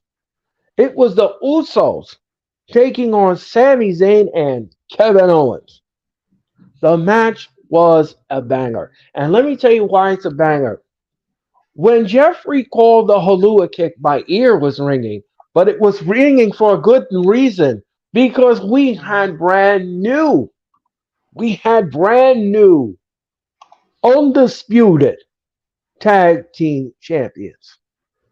And it was a sweet thing. It was a Mhm. sweet victory for these two men. Came back together. They worked together. They work well together as a tag team. The little nuances in the ring. I love the way he gave them the Halua kick in the end. And I swear the passion that came out of Jeff was absolutely It wasn't fantastic. just me; it was everybody. Every single one of Yeah, us yeah, showed yeah, yes, passion. yes, yeah, You did, yes. Mac did, Tyler did, Rob, Mitch, everybody. We all showed Everybody did. passion. Yes, everybody did. Everybody did. I can't. I again, like I said before, we all brought it. Everyone brought it. Because it's a story Every that got you invested, that made you get excited when you finally saw the end result. yes, That's what wrestling is yes. all about. That's why we fall in love with the sport of professional wrestling, is for moments like that. What happened on It's just Saturday night. right. It's almost like, ladies and gentlemen, following a recipe. Yes. It's almost like following a recipe and getting the end result after you finish reading the recipe, and you come up with Exactly. something delicious. ladies and gentlemen. And this was delicious. I wanted seconds, I wanted thirds, I wanted fourths, and I wanted whatever you were cooking back there. I wanted more of it because this was great. This was probably one of the best WrestleMania main events I have seen in a very long time, and that speaks volumes. This was great. This was this nothing more than I can say. This was great. I gave it a triple A diamond across the board. This was absolutely fantastic. The build was fantastic. The way they interwooved it was fantastic. The way they built it up was fantastic. And in the end, we got what we got, and the fans got what we wanted. Jeffrey, what did you make of the WrestleMania Night One main event? I mean, you pretty much put it into words right there. I mean, the storytelling from when Sami Zayn was integrated into this bloodline storyline at around after SummerSlam was just some of the most riveting wrestling television I've seen in a very long time. The way that the crowd just fell in love with Sami Zayn and everything he was doing with the bloodline, it gave new life to the bloodline when that faction was sort of dying off a little bit after WrestleMania. I mean, just Kevin Owens being thrown in there too, the different twists and turns, and then from Kevin Owens and Sami Zayn battling one another to Sami Zayn, and getting that match, or Sami Zayn eventually turning on the Bloodline at the Royal Rumble, and the drama that happened after that, which is one of the most surreal moments in Royal Rumble in wrestling history. And then you have the big, huge match he had on Elimination Chamber, where the entire crowd was so hot for Sami, and we thought that it was a possibility, even though we really knew he wasn't going to win the championship, that some of those points of that match, we felt he was going to win the championship. And then the build with the Usos storyline, is Jay going to not be going back to his family? And is Kevin Owens and Sami Zayn going to reconcile their differences? And you see just like Sami Zayn, or you see Jey Uso finally turn his back on Sami and join back with his family, and eventually it leads to Sami and KO putting their differences aside to come together to try to do what's best and take down the bloodline to it. And it was an incredible matchup at WrestleMania. The storytelling, the near falls, everything involved with it. And then just the image that really stuck in my head the most was Jey Uso after the second haluva kick, leaning on Sami Zayn, Sami talking to him, whispering him in his ear, Sami going into the opposite corner, had that sly little smirk on his face, pretty much reliving everything that happened in this storyline. And then he runs in and nails that haluva kick on Jey Uso, where it all started with Jey and Sami. All started with those two, that dynamic. And he pins Jey for the 1, 2, 3, and we get new Universal Tag Team Championships. You couldn't have scripted it any better. You couldn't have done it any better. I thought that match was absolutely fantastic. Thought the build was fantastic, and it was easily my favorite match of the entire weekend. A lot of people were thinking it's Yes, the main event on night two, and I thought that match was tremendous too. But I mean, the storytelling and just the match itself just stole the show for me. This match was tremendous, and the storytelling was tremendous, and good to see Kevin Owens and Sami Zayn get something like this because they deserve it. And kudos to the Usos too, especially Jay. Jay to me was the unsung MVP of this entire Bloodline storyline. What a culmination at WrestleMania 39. agree, What's up, agree. Adam and Sahith? Hi, Adam. How are you? Hit that like button. Thank you. You're Um, not wrong. I I loved it. Mm. I loved it, and I agree with your assessment. And you brilliantly broke it down fabulously, as you always do. I loved it. I loved it. It's Great just analysis. tremendous. It was just tremendous. It was tremendous, and you are absolutely right, Jeffrey. It was tremendous. I'm not going to argue with Yeah. you. You absolutely were politically correct. This was a bang. This was correct, and I This is one love the of the way. wrestling, Earl, and I'm sorry to interrupt. This is why we watch wrestling. This is why when people make fun of us, like, why do you watch wrestling? It's fake. It's only scripted for moments like we got on Saturday night. That's why See, we they don't watch really wrestling. That's see what you hooks don't. us. That's why we're like the fish, and there's somebody that has a bait. WWE or AEW is like the bait. We latch onto that bait, and they take us up out of the water. That's why we love this sport, this professional wrestling for moments Because like Saturday night, it's Sunday night. Yeah, for compelling moments. television. Yes, for moments like that, for moments like the Iron Man match, the Yes, moments like those, the moments like those make us wrestling fans, and it's yes. those kind of moments that bring out the passion in us. It is moments like those that bring us to the forefront. And it's moments like those that people will never understand. And this is why I always say, don't tear down something you just don't understand. And that is the truth. Hmm. That is the truth. That is the God honest truth, ladies and gentlemen. That is why we're wrestling fans. That is why we do what we do day in and day out. This is why I do what I do day in and day out. I don't talk about wrestling because I don't like it. I like wrestling. And I liked it for 3 decades, ladies and gentlemen. And this was a great main event. Good point, This Adam. was good point, Adam. Nice job. Thank you. That All too. right. Let's go to night number two. Night number two, ladies and gentlemen, was a mixed bag, to say none the least. Um, this was probably the catalyst. I'm going to use the word catalyst to what was going to happen and leaked into Monday night. Um, let's talk about this first match, Jeffrey, because it was 6 matches here. Almas took on Brock Lesnar. Why?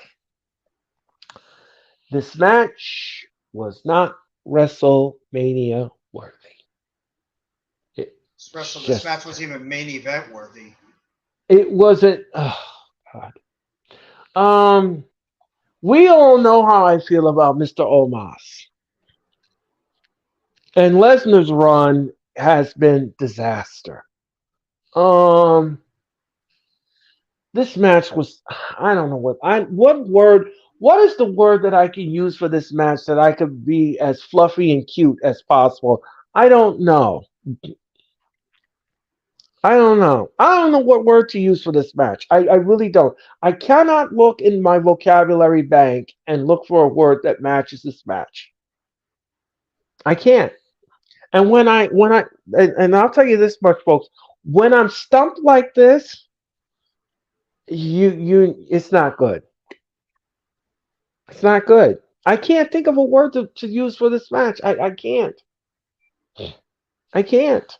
I can't use the C word. I can't use anything else. So what's left? Jeffrey, what did you make of the match?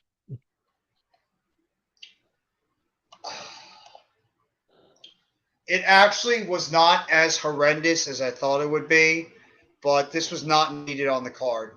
You could have done so much more than put on a Brock Lesnar versus Omos match, and you could clear as day when we had this match starting off night two. You knew that this was going to be a rougher show than what night one was, and it's a shame because night one was so good of a show that we all got excited thinking, holy crap, some of the matches on night two might actually get us more excited than what we had on night one. But this was a No. miserable way to start the show. And the match wasn't as bad as I thought it would be, but it was not needed. We could have done so much more than have these two go against each other. It Yeah. was point it was senseless. It was just the It, same things we saw. right. Suplex, Yeah. suplex, suplex, choke slam, choke slam, choke slam, throw, throw, throw, F5, win. Right. About 5 minutes. Um. But then again, it might have been the best thing. We only went 5 minutes. Um. I don't know what to. I don't know what to say. I don't know what to say. Um. Not wrong, Adam. I mean, it was. I mean, it. I mean, it wasn't. It wasn't horrible, but it, like you said, it was not necessary, and very unforgettable. Oh, very forgettable. Very I mean, forgettable. forgettable. Forgettable. Excuse me. Not unforgettable. Forgettable. Pardon me. Thank you for the correction, You're Jeff. welcome. People are going to think you Uh, love that match. no, Oh. no, You know no, what, I'm going to say something, though? This might be controversial. This wasn't the worst match on night two. no. Right. I don't know if you agree with me on that one, but this to me was not the worst match on night two. I could think of a couple Uh, of other matches that were worse. yeah. Okay. Let's talk about this next match. It was Liv Morgan and Raquel Rodriguez taking on Natalia and Shotzi. Ronda Bauchi and Shayna Baszler and Chelsea Green and Sonya Deville.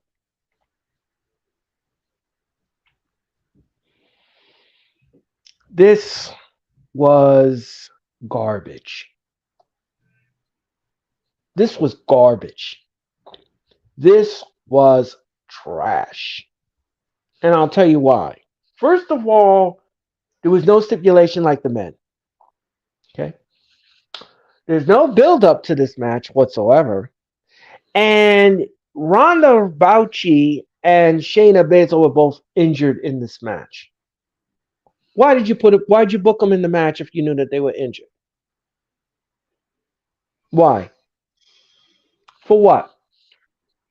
This match was trash. I didn't like it. I didn't like it.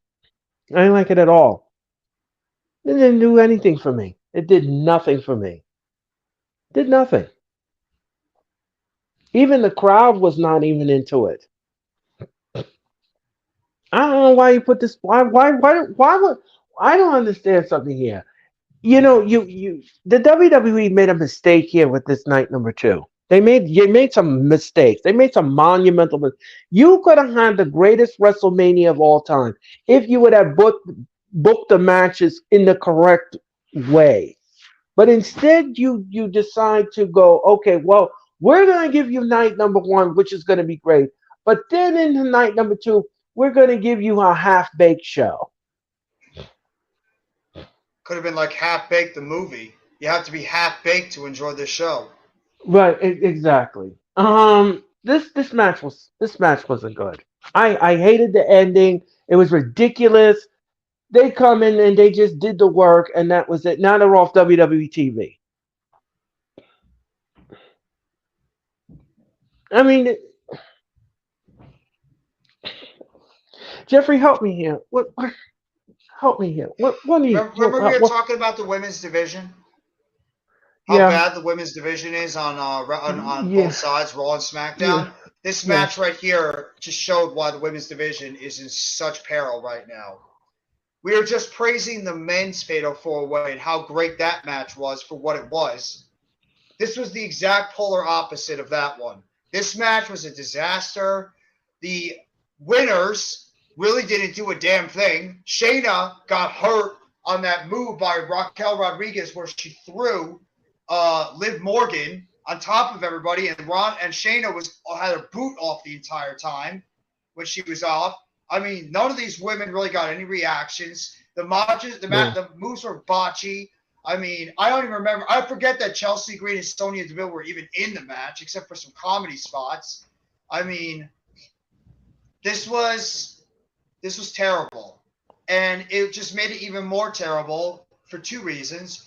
A, because the people that won the match did virtually nothing, and they won Right. an armbar. And poor Shotzi Blackheart, she didn't even get her tank entrance, which I really don't care either way. But still, as part of her entrance, she didn't even get that, and she tapped out again to Ronda Rousey in the armbar. And two, you had Ronda and Shayna win at WrestleMania, yet the following night you had another number one contenders match for the tag team titles, which pretty Right. much killed the point of this match. So this Right. was an absolute disaster, and this honestly did not need to be. This didn't need to be on the show. It really didn't, and I feel so bad for the women's division. I mean, you want us to care about the women's division, yet you put no care in this division at all. And it goes with the women's championship matches too. No build, no story, nothing to have the crowd invested in. And the winners, in my opinion, were wrong. They should have not won that match. But we know why they won the match, because they're the most over team in terms of like outside commercial success. So this was pointless. I mean, this match was so damn pointless, and probably, in my opinion, the worst match of the entire night, the entire weekend. Yep. This was not Yep. needed. No, it's not needed. It was And not I necessary. crap on this because there's some women in this match I liked. I like Chelsea Green. I like Liv Morgan. I like Raquel Rodriguez. Shotzi is one of my favorites out of the people that came up from NXT.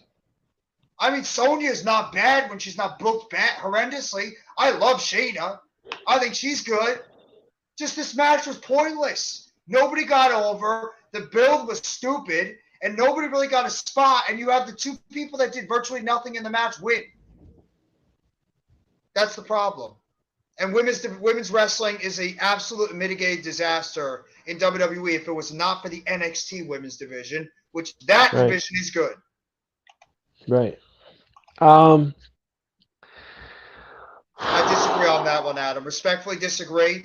It's the IC title match to me was the best match of that entire night. Yeah. And we're gonna talk about that next. We're gonna talk about that next. It was for the WWE Intercontinental Championship. It was Walter taking on Drew McIntyre and Sheamus. Gunther, the Ring General. Yes, ladies and gentlemen. The match was. I have no words for this match. No words. Hold on one second, ladies and gentlemen. I'm looking for a word. Super fantastic. There's a word. Do you like that, ladies and gentlemen? I said it. This match was super fantastic. This match was fantastic. I love. Now I was a little shocked at the end. Yeah, banger too. Super fantastic banger. It all works. I was shocked at the end. I was shocked. I thought that Sheamus was going to win the title, but this is not the road that they wanted to travel on. Gunther powerbombed Sheamus on top of McIntyre and won the match and retained the Intercontinental Championship. The match was hard-hitting, physical, dominant, rough, painful. Do you want me to continue? This match was everything and the kitchen sink. I think you described it perfectly. Yeah, Gunther was he. I'll tell you something. You think Roman Reigns is vicious in pay-per-views? Gunther is even worse. I think they are equally matched when it comes up to the intensity level and dominant level in a high stakes profile match. This was absolutely fantastic. This was phenomenal. Gunther's chops hurts, and it hurts bad. When he rips your shirt off, ladies and gentlemen, and he chops you, let me tell you something. He wants to make sure that your face looks like paprika and your chest looks like a magic marker. Okay? Gunther wants to make sure that you remember him forever. And you're going to need a tub of ice, a doctor, and a nurse on standby. Yeah. You're not wrong. No. You're not wrong on anything you just said. No, because Gunther, everything he does hurts. And it hurts really bad. Yeah, that. Yeah. So anyway, Gunther retains. The match was great, and I was gonna throw it over to my co-pilot, Jeffrey. Jeffrey, what did you make of the match? This is probably top three in my entire weekend.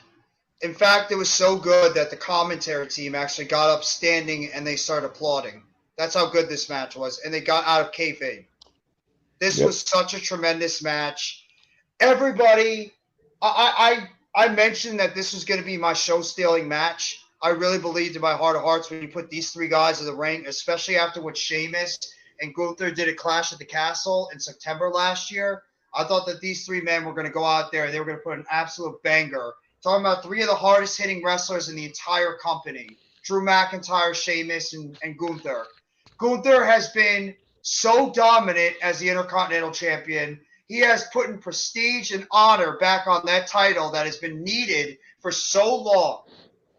Sheamus has been such a great pro and such a great wrestler in that company for over 10 years, and we know how good Drew McIntyre is. McIntyre is easily one of the best overall wrestlers in that company, promo wise, in ring, everything. And these three guys went out there and they just beat the living hell out of each other.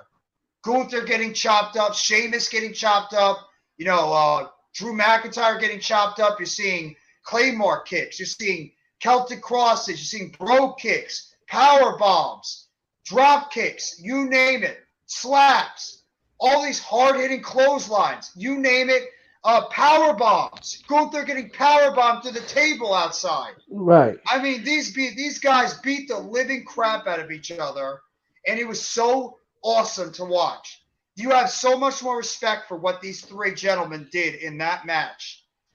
The only thing I was surprised for, and I wasn't in the end that surprised after watching it again, was the result. I actually am not surprised that Gunther ended up winning the championship or retaining the championship. I think they want to get Gunther to a point where he's going to be one of the most dominant champions in company history, and I think they want him to pass the Honky Tonk Man's record in terms of the Intercontinental Championship reign. So they want him to be the longest reigning IC champ of all time. Because in a way, the Honky Tonk Man, a goofy character in a way, not really taken seriously, while you put on somebody like Gunther, and you could be like, if you look at the history books from now on, be like, Gunther. Remember that guy Gunther, the longest reigning Intercontinental Champion? That's probably why they're doing it. They wanted him to get that longest reigning championship reign, and then eventually he'll drop it, maybe to a Sheamus. That could be at Money in the Bank for all we know, which is going to be in the UK at the O2 Arena in London, England. But either way, I thought this match was great, phenomenal, fantastic, hard-hitting, slobber knocker, whatever the hell you want to call it, a banger, like Adam said. But I was just a little bit surprised. I wanted Sheamus to win because I wanted Sheamus to finally be able to get that Intercontinental Championship and finally be a Triple Crown winner. But he's going to get it eventually. Sheamus will eventually become the IC champion and finish off his career with like the last belt he hasn't won yet. But this was so good. I enjoyed the hell out of it. And this is a match I could watch over and over again, never get sick of it. Kudos to all three of these gentlemen. Yeah. I agree with your assessment. I agree. Again, like I said before, ladies and gentlemen, and I'll say it again. What's up, Alex? The match was a banger. Yes. I loved it. It got an A for me across the board. It was great. Mm-hmm. Gunther retains. Gunther retains in one of the most hard-hitting physical triple threat matches you will ever see in modern day wrestling history. Great stuff. Excellent. Let's talk about this next match. The Raw Women's Championship. It was Asuka taking on uh, uh, Belair, Bianca Belair. Um, this match lacked heat. This match lacked heat. This match lacked build. This match lacked a lot of things. This Yep. match was this match was lacking a lot of meat and potatoes. It had no flavor, it had no sizzle, it had no steak, it had no nothing. This match was absolutely, the build for this match was terrible. As we all know, as I said before earlier in the streams, ladies and gentlemen, if you didn't know, if you didn't hear, Asuka is not championship material anymore, according to what Mr. McMahon says. And Asuka is not marketable. So when you have those two factors in it, you know she's just out there to do a job for Mr. McMahon. She was out there just to put over Bianca. And that's exactly what she got. Asuka right now, ladies and gentlemen, is 0-5 at WrestleMania. She has never won on the grandest stage of them all. And as long as you have who I said is in charge of creative, she will keep losing at WrestleMania. They will book her in WrestleMania matches, but we all know she won't be winning those matches. She just will be jobbed to anybody and any woman in the match. Bianca retains. Bianca retains, and she remained the Raw Women's Champion. Jeffrey, what did you make of the match? I thought the match was great too. I thought both championship matches for the women were great. I thought this was going to be a good match. I said it was going to be a good match, just like the SmackDown Women's title. The build was bad. There was no build at all. There was no heat, like you said, Earl. And there was it was just pretty much Asuka and Bianca pointing to the sign, Asuka dribbling goo out of her mouth. We had one little beatdown, and then can they coexist? A Vince McMahon type of deal. But I thought when you put these two women in the ring that they were going to be able to kill it and have a great match, and that's exactly what they did. The only problem that I had, that a lot of other people have had, is that Bianca should have not gone over in this match. Should have been Asuka's moment. You brought Asuka back and gave her Kana persona. That if you guys don't remember when she used to wrestle in Stardom in New Japan, she had her alter ego named Kana, which is this evil, crazy, sadistic woman that would just do heinous, heinous, sinister type things to her opponents. And that's what it would look like we were going to get, like a WWE version of Kana coming out of the Royal Rumble. And at the beginning, that's what it looked like. And then she started reverting slowly back to the Asuka that Vince McMahon was booking. And that's my biggest gripe, is that Bianca's had the title for 1 year. She just crossed having the title for 1 year. She's the longest reigning, I believe, African-American women's champion in the history of this company. That's an amazing accomplishment.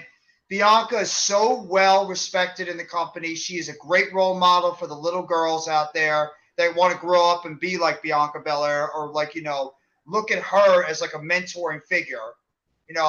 So that I can understand why they kept the title on Bianca, and also because of the fact the night after she passed 1 year as champion. But you built up Asuka to, you built up Asuka the way you did to try to give her that championship. It was the moment to give her that title. And the fact that you didn't capitalize on it at WrestleMania was a missed opportunity. And now I don't blame Asuka for, when we talked earlier on in the show, Asuka's frustrated and why she went on that Twitter route and talked about the women's division, how it's been crappily booked. And because she's pissed off because of the fact she's 0-5 at WrestleMania. You're talking about the woman that was the most dominant NXT Women's Champion in the history of that company. Nobody was more dominant in NXT with that women's title and women's wrestling more than Asuka was when she first came into the company, and she had her streak taken from her by Charlotte Flair, of all people, a few WrestleManias ago. And she has not won a WrestleMania match in her career. That is a damn travesty for somebody like Asuka. And I thought they missed the opportunity. They should have had Asuka go over, and they didn't pull the trigger. They wanted to keep it on Bianca because they think Bianca it's just too good. It's a good PR move to keep it on Bianca Belair. That's what I'm thinking. But missed opportunity, and now what do you do with Asuka? And what do you do with Bianca? That's the question. Because I look at that women's roster on Raw, besides Becky, now that Bayley went on hiatus, who realistically looks good enough right now to challenge Bianca besides Asuka, Bayley, or Becky?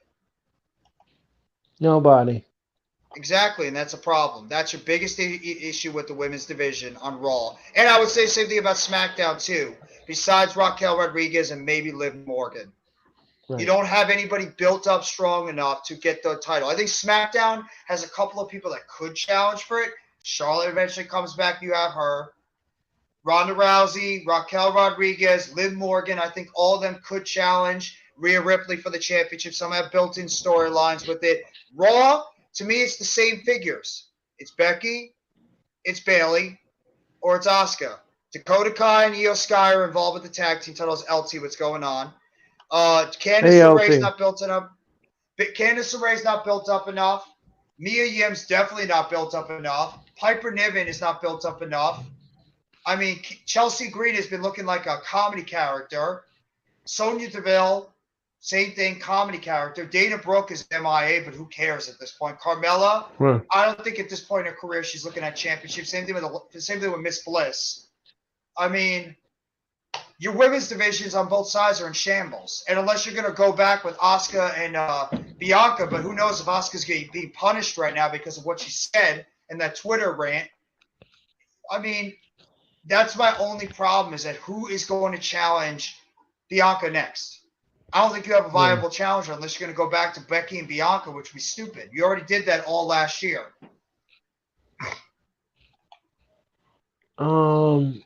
Again, I agree with the assessment. Good stuff, Jeffrey. Good Thank you. stuff. Thank You're you. welcome.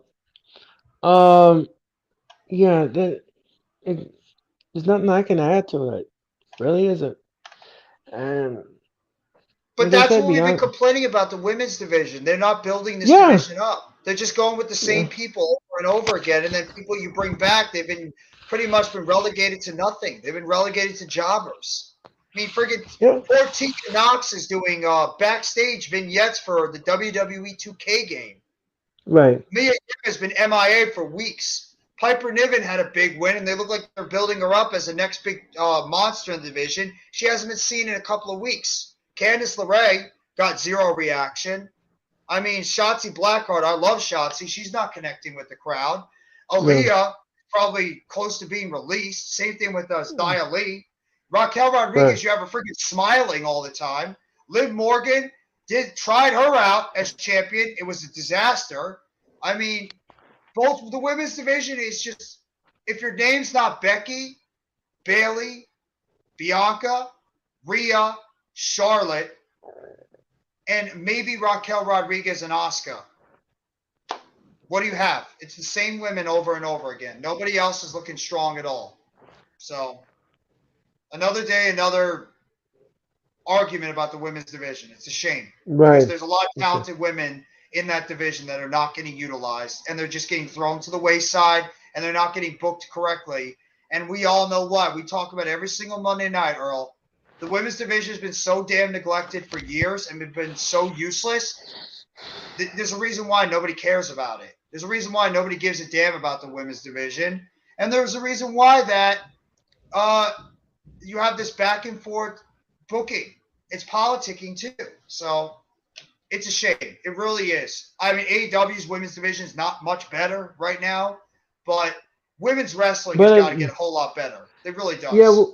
well, you know something. I have to say something here about that, about AEW before we move on here. But I have to say something about AEW. I understand what you're saying, but I respectfully disagree with what you said about the AEW women's division. Okay. The booking has been correct. The build up to the women's division, yes, it's been slow, but it's improving, and it's improving by leaps and bounds. At least the crowd is invested in the women's division at AEW and some of the storylines that is happening. Yes, there has been hit or misses with some of the storylines in the AEW women's division, but in the long term, in the long term, at least they are doing something with their division, and at least they respect their women's division, and they try to increase it and improve it and tweak it and everything else in between. Um, the WWE doesn't want to do that with their women's division. You have to know what's happening in the ring, and you have to know that you have to connect with an audience. How are you going to do that if you don't look at what you're producing? And that is what AEW does. They look at things that work, and they know that things that doesn't work, and they put everything on the cutting room floor that doesn't work, and they try to give you the best women's matches that they feel the audience may like, or may enjoy, or may entertain. It may not be great all the time, but at least it's a little bit with consistency as far as storyline wise, and of course as match wise is concerned. They also have the And most over woman right now in wrestling, and that's Jamie Hayter. right, and then they have Valkyrie now in the mix. They have other women, and Chris Statlander will be coming back very soon from That injury. will be a I big mean, addition to AEW when they get yeah, Statlander back. I mean, you have, uh, like you have people like Thunder Rosa, you have Uh, Sky Blue, you have Jamie Hayter, you have, Britt Baker, you have Saraya, and then the list just goes on and on Oh, I'm here. not disagreeing with you when it comes to the booking has been better, but I'm just waiting for a payoff, and it feels like they're spinning their wheels in terms of AEW with the women's division because this Outcast thing is really not going anywhere. It's just been the women just spray painting all these people over and over and Oh over yeah, again. It's well, like yeah, well, backstage yeah, promos. well, I want progression. I don't know if they're waiting for something to happen, if they're waiting for someone to come back. I mean, maybe they're waiting for Hikaru Shida to make a return. She's been out with yeah, injury. I mean, I'm just yeah, waiting for a payoff for these women. That's what I'm looking for. And some of these women get left. That the problem with AEW is some of these people just get left in the dust. Like it goes nowhere. They have little appearances on television, and then they just get tossed aside. It's happening yeah, all the time well, with AEW because you have so many people you book on the show that you can't get TV right, time for everybody, and that's my biggest problem. I mean, Jade yeah, Cargill should not be TBS champion anymore.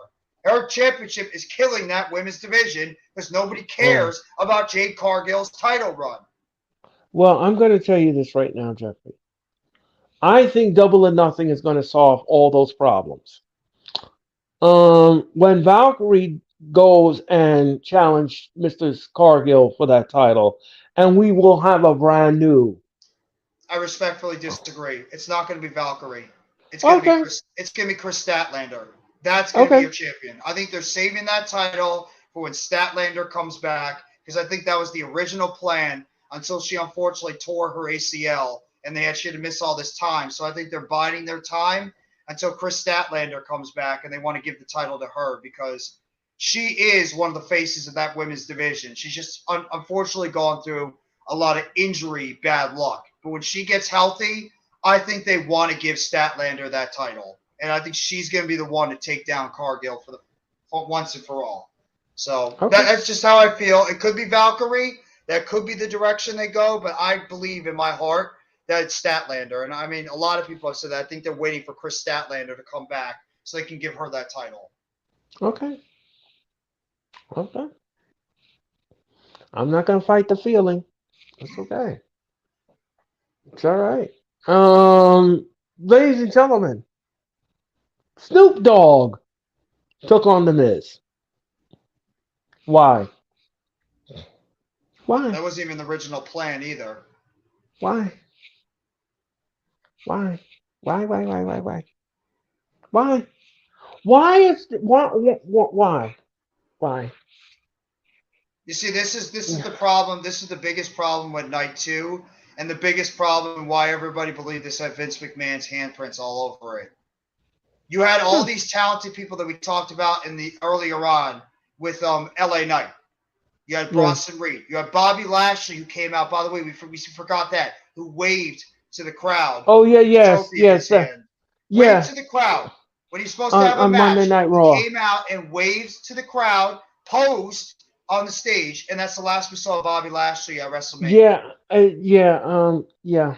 That Um. was stupid.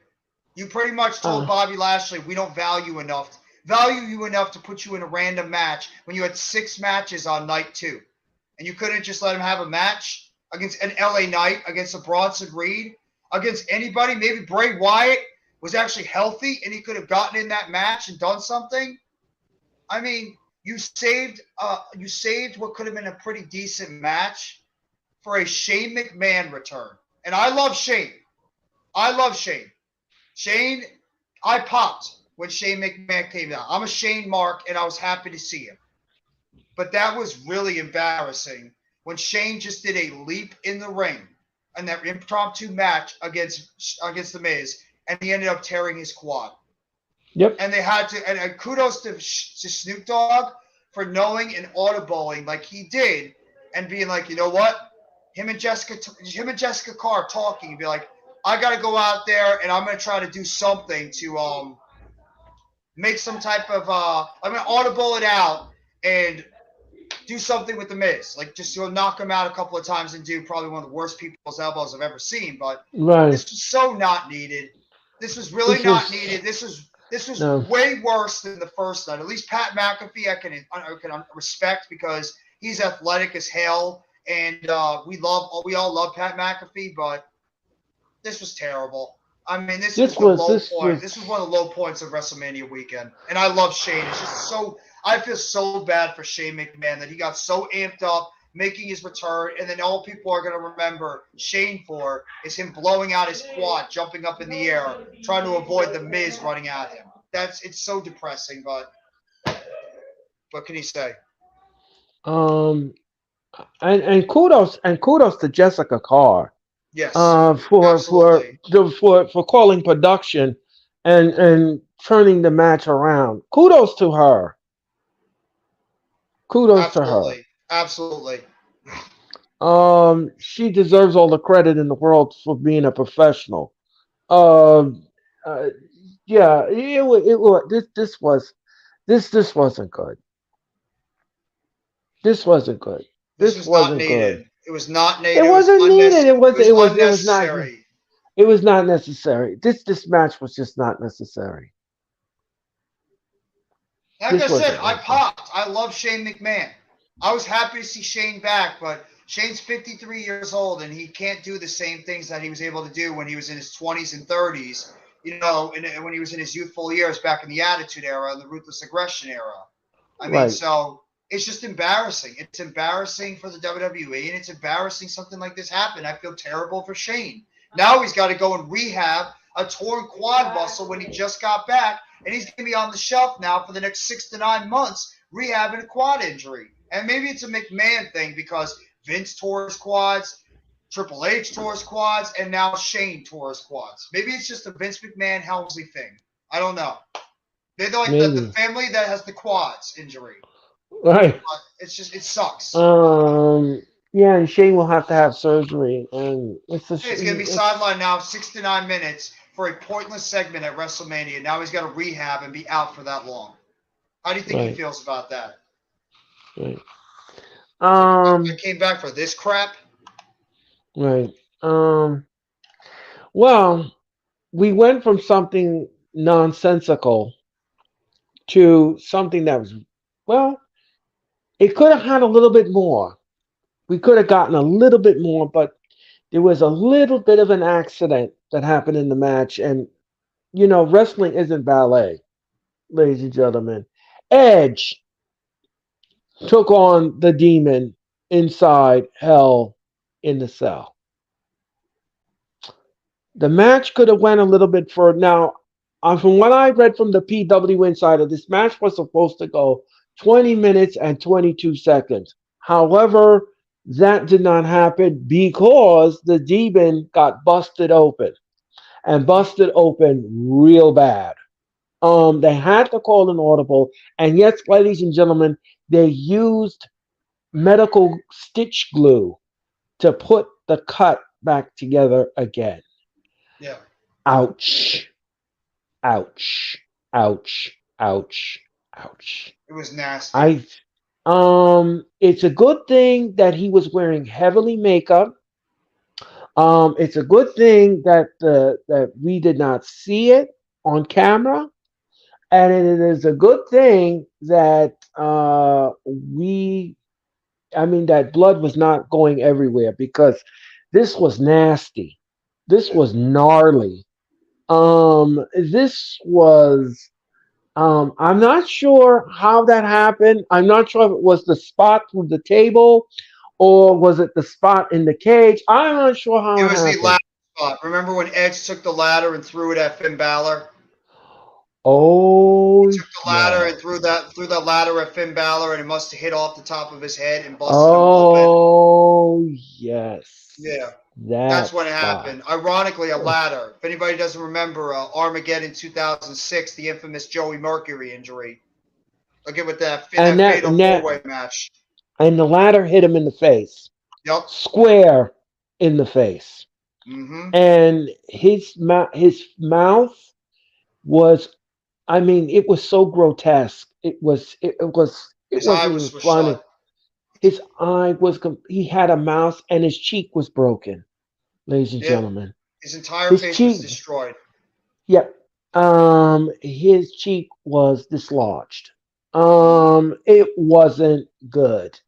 No. Um, a ladder can really do some damage, Oh yeah. and it has no feelings to it. Especially if you get hit with it. Um, this wasn't good. However, No. they had to call an audible. They had to call an audible, and the match had to end very quickly, so they can take Balor to the back to get treatment.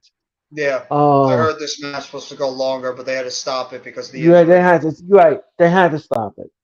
They had to do the finish quickly, Yeah. and Edge won the match. Um, Balor was taken to the back. He did show after they washed out all of the makeup because they had to wash out the makeup, ladies and gentlemen, and they had to put him on the table. They had to cut his hair a little bit to get to the cut. And when he revealed it on Twitter, it was gnarly. And let me tell you something, ladies and gentlemen. When I saw this, I said, "Oh Yeah. my God!" How many I staples did it receive? Did they say? I believe they said it was between 15 and 16. Yeah. Um, That makes it sense. It was pretty it bad. wasn't good. No. It wasn't good. No. I did not. Again, like I said before, ladies and gentlemen, I was glad that he was wearing the makeup. I was glad that we did not see that because it would it. Ooh, man. I feel bad because we were all complaining the entire time. Like, why do they stop the match? Why is this match going so Why? quick? Like, why did they stop Uh, the flow? After we saw what happened, I'm like, okay, now I understand. I feel bad for Finn Balor. I mean, yeah, the dude because had his yeah, and we were all about to crap on the match. We were like, "What happened here?" It was like, "What?" It was getting good, and, yeah, and then you pulled the plug on it all of a sudden. You made him hurry up and speared him, and then pin him, and then get it over with. I yeah. was like, What am I missing here?" It was going good. You were taking us on the journey, and then all of a sudden you just pulled the car over and you just said, "Okay, we're at the end of the road. We gotta get out." Yeah, it sucks. Um, It really sucks. uh, but anyway, ladies and gentlemen, as I said before, and I'll say it again, wrestling is in ballet, and on the wrestling ticket in every WWE event, card subject to change. It's So just a shame that this match had a lot of promise. This was one of the biggest matches we were all getting excited about. And it's unfortunate that just a spot in the match where Edge just throws a ladder at Finn Balor harmlessly, hoping he's going to take a bump, and it would just bring a lot more intensity to the match that ended up stopping the match because it hit Balor in the wrong way. No fault to Edge. It just hit Balor in the wrong way and ended up splitting his head open. And it had to, thankfully, he was able. I mean, it's nice he was able to tough it out and finish the match, but yeah, they had to rush it, and it took away a lot of the momentum. And it's the reason why that Hell in the Cell match really didn't get off its legs after that spot happened. I mean, it was really getting off to a good start, and this is just one of the unfortunate things that happens in wrestling. Where you just have one of those moments where something just goes wrong, and it unfortunately takes a toll on the match and takes some away from what the match could have been. So, I hope the best for Finn Balor. You're probably not going to see him for at least another week or two while he's fixing, like he's getting that head fixed. And Right, I mean, the match was good. I enjoyed it for what it was, but I mean, it was unfortunately a letdown for uns. It was just a letdown, but not because of how the match was unfolding. It's just an unforeseen circumstance that caused it to not be as good as we all thought it would be. So, only thing I care about now is what's best for Finn Balor, his health, and what is Edge going to do next? right, Like, what's going to happen with Edge, and what's Finn Balor going to do next when we're all said and done? right. Um, all right. We're up to the main event of night number two. It was for the undisputed WWE Universal Championship. It was Roman Reigns versus the Royal Rumble winner, Cody Rhodes. Okay, let me just explain something to you here. I thought about this and I thought about this very hard, and I looked back at everything. Because of the promos that Cody Rhodes did, and because of everything else that happened in between, and we all know that Vince just didn't, this, for some odd reason, doesn't like Cody Rhodes. I had said in my prediction show at WrestleMania that Rhodes was going to win the championship. Boy, was I wrong. I was wrong. And why?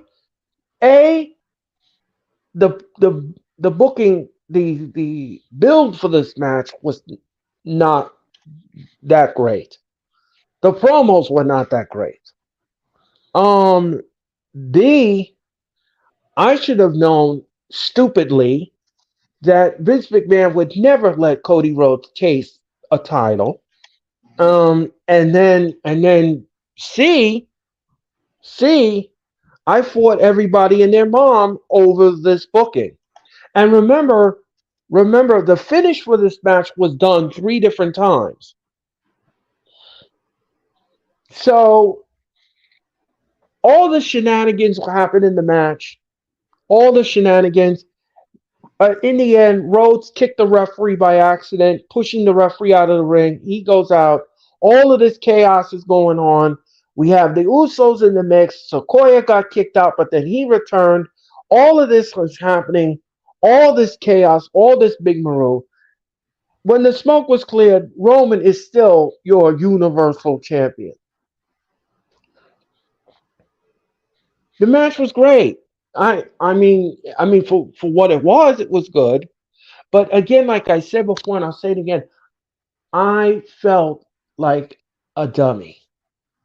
I felt like a dummy, and I wasn't thinking clearly. I was not thinking clearly as a wrestling fan. I was thinking that maybe because when Cody Rhodes won the Royal Rumble, I'm thinking in my head, I'm like, okay, he's gonna win the title. This is it. No, the WWE is big on milestones. They love milestones. They love those things. They love milestones. And Roman is almost up to 1,000. He's almost there. So I should have known, I should have darn well known that they were not going to let him drop the title at WrestleMania to Cody, and Cody's just going to have to take an L. Just like all of Roman's opponents, just like all of them.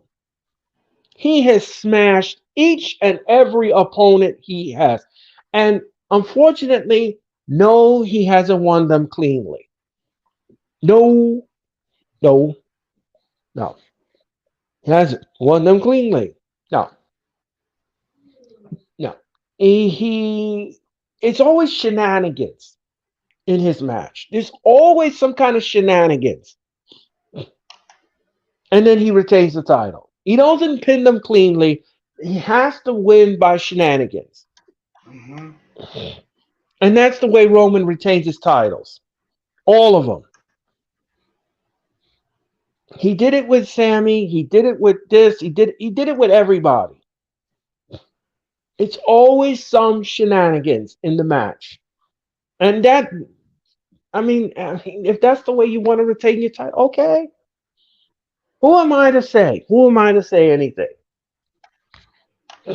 Who am I to say anything? Right? Jeffrey, what did you make of the match? I mean, for the match itself, this was a top three match of the entire weekend. This was tremendous. The back and forth between Cody and Roman was fantastic. This match was stellar the entire time. I enjoyed the hell out of it. There's a lot of near falls in this match. Both these guys were emptying the playbook on each other. The drama, the crowd was fully invested in this match. It was fantastic. I thought some of the stuff was silly that was going on in the match at times. I mean, the referee getting bumped, we all knew that was going to happen. Solo Sikoa getting kicked out, we knew that was going to happen. The Usos and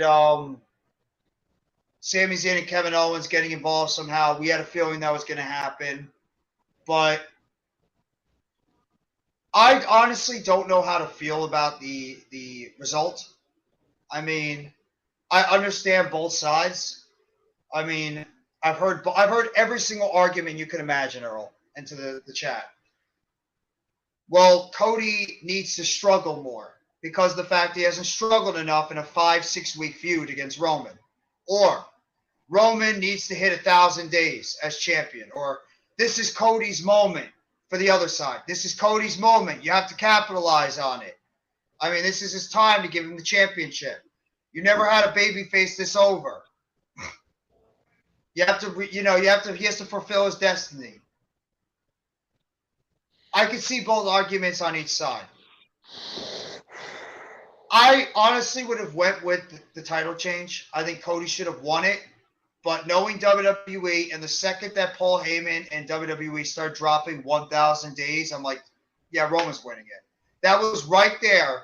When I heard that, I'm like, WWE, like you just mentioned, loves their milestones. They love to get to a certain number. 1,000 days seems like a nice milestone for a champion. And Roman was about 55 days away from hitting 1,000. Do you really think, knowing with Vince McMahon and the fact that he was the one originally behind this Roman Reigns character and the bloodline, do you really think Vince McMahon is going to allow Roman Reigns, of all people, who he has built and he has made into such a strong force, especially with this bloodline gimmick, miss 1,000 days by 55? No way that was happening. I knew when in fact they started touting about he's close to 1,000 days, I'm like, Roman's winning. Roman's going to become champ. He's going to stay champion. He's going to hit that 1,000 days. And then eventually they could say he's going to get the title on SummerSlam, Cody, which I think is honestly the plan. And some people saying, well, you're not going to get the same moment. You know, Cody is not in the same place as he was before. I think it's ridiculous. You could, if you give this story a little bit more time to build itself up, you make Cody have to fight through everything and get to the point where he finally is able to overcome all these obstacles in front of him, and he gets another title match against Roman. You make the title change at SummerSlam. Roman could go on a long hiatus. Cody is your new champion, and then you can start the Cody Rhodes era. Maybe you could get him a new title, which we've even heard is in the works, a new WWE championship. Not sure if it's a Winged Eagle championship, but either way, I thought that I understand both sides, but the match itself was tremendous. I could have dealt with some of the stupid shenanigans at the end, which I felt made the match a little bit too hokey and silly at times, but Right. I don't have a problem with the decision, but in my heart of hearts, I would have went with Cody. I would have had Cody win, but I understand why they kept it on Roman. I'm actually not shocked they kept it on Roman. They wanted to get 1,000 days as champion, and now they're going to get him to 1,000 days. No doubt in our minds.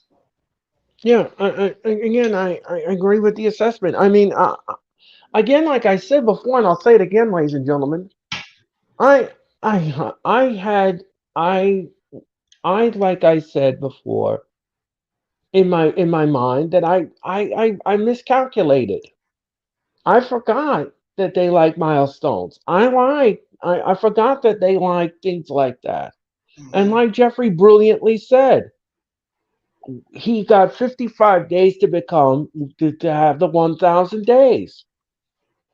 And who's going to cough up with that? And by the way, ladies and gentlemen, just listen, a side note, a footnote. When Roman retained the title at WrestleMania, his merchandise went up 25%. Did Cody's by any chance So, go down? um, a little bit, but That's still good. Romans went no, Romans went up a lot. Because everybody was in anticipation of him retaining. Some people. I'm not going to say everybody. Some people. Yeah.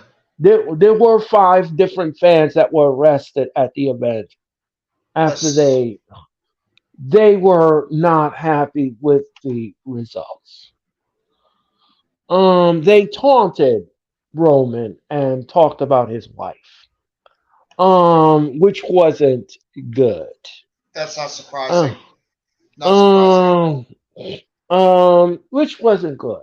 You don't do that. You just don't do that. But anyway, ladies and gentlemen, from It the was ship. just it felt like that they deflated the crowd too. It's like the crowd was on their hands and knees, and after Sammy and KO came out and took out the Usos, and then Cody was going for like Cody went for his moves. He got the bionic elbow. He hit the jab upstairs, the Dustin Rhodes punch upstairs. He hit the Cody Cutter, the bionic elbow, and then he hit one crossroads, he hit two crossroads, and everybody's thinking, holy crap, Roman's title reign is over. And then a second you saw Solo Sikoa coming out in that hood, you're like, Roman's going to retain. I think everybody in their minds knew Roman was going to retain. Oh, And I then knew it. Oh, Smoke I I. could spear later. I think the crowd was just I think a lot of that crowd was just deflated because they were expecting Cody to win that championship and they were thinking this is the time. And I understand real quickly why I can see a lot of people upset with why they didn't give the title to Cody because they're thinking Cody was built up for this moment.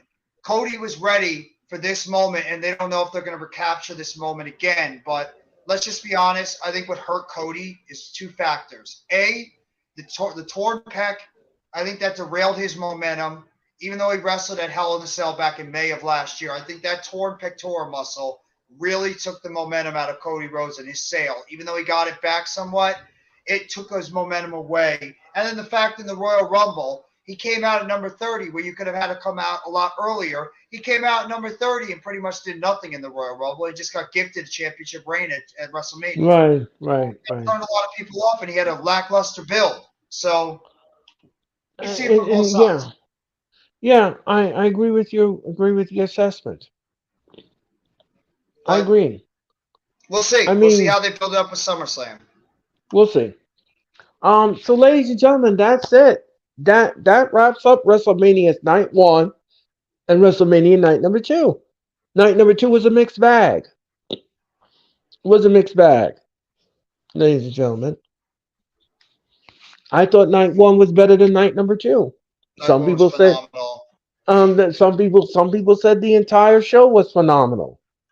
I'm not. I wouldn't go there. I just thought it was a mixed bag. Night number two. Mm-hmm. Um. So anyway, ladies and gentlemen, before we leave, AEW Dynamite This was was so last good. night. Was last night. It's put a smile on my face. We went from something sour to something oh so good. Yes. Um, Last night, ladies and gentlemen, AEW rocked the house in Long Island. The show was fantastic. The build was fantastic. The MJF promo was absolutely funny. I was It's entertained great. by I was entertained by it. It reminded me of the Tonight Show with Johnny Carson. That's what it reminded me of. And it reminded me of the Tonight Show All we needed was the late great Ed McMahon. That's all we needed. Um. Anyway, ladies and gentlemen, I digress. But ladies and gentlemen, what about Tony Khan's announcement? Ladies and gentlemen, for the first time ever, listen to me if you haven't heard the news. For the first time ever, AEW is having the biggest show in modern day wrestling history. On Sunday night, August the 27th, listen to me. Sunday, August the 27th, in a 90,000, listen to me, 90 plus thousand stadium known as the Wembley Stadium will host All In. AEW's All In. They are making their debut in London, and I'm going to tell you something, ladies and gentlemen. I'm telling you this right now. I smell the fastest sellout in AEW history. That crowd in London is going to be off the meter. Mm-hmm. Mm-hmm. I cannot wait for August the 27th. Now, ladies and gentlemen, the tickets will go on sale May the 5th. Pre-sale tickets are going on sale as soon as possible, but I don't think they're going to last long. No ticket is going to last long. None of that's going to last long. Those crowd is going to. Can you imagine? Can you imagine AEW's first big show like this, and they pack in 90,000 plus people? Can you imagine that, ladies and gentlemen? Can you picture that? Can you imagine the reaction some of these people are going to get in that arena? You see the reaction somebody like Jamie Hayter is getting right now with the U.S. crowd. She's going home to the United Kingdom, her home country, as the champion. You don't think that she's going to get a reaction we're all going to be just blown away by?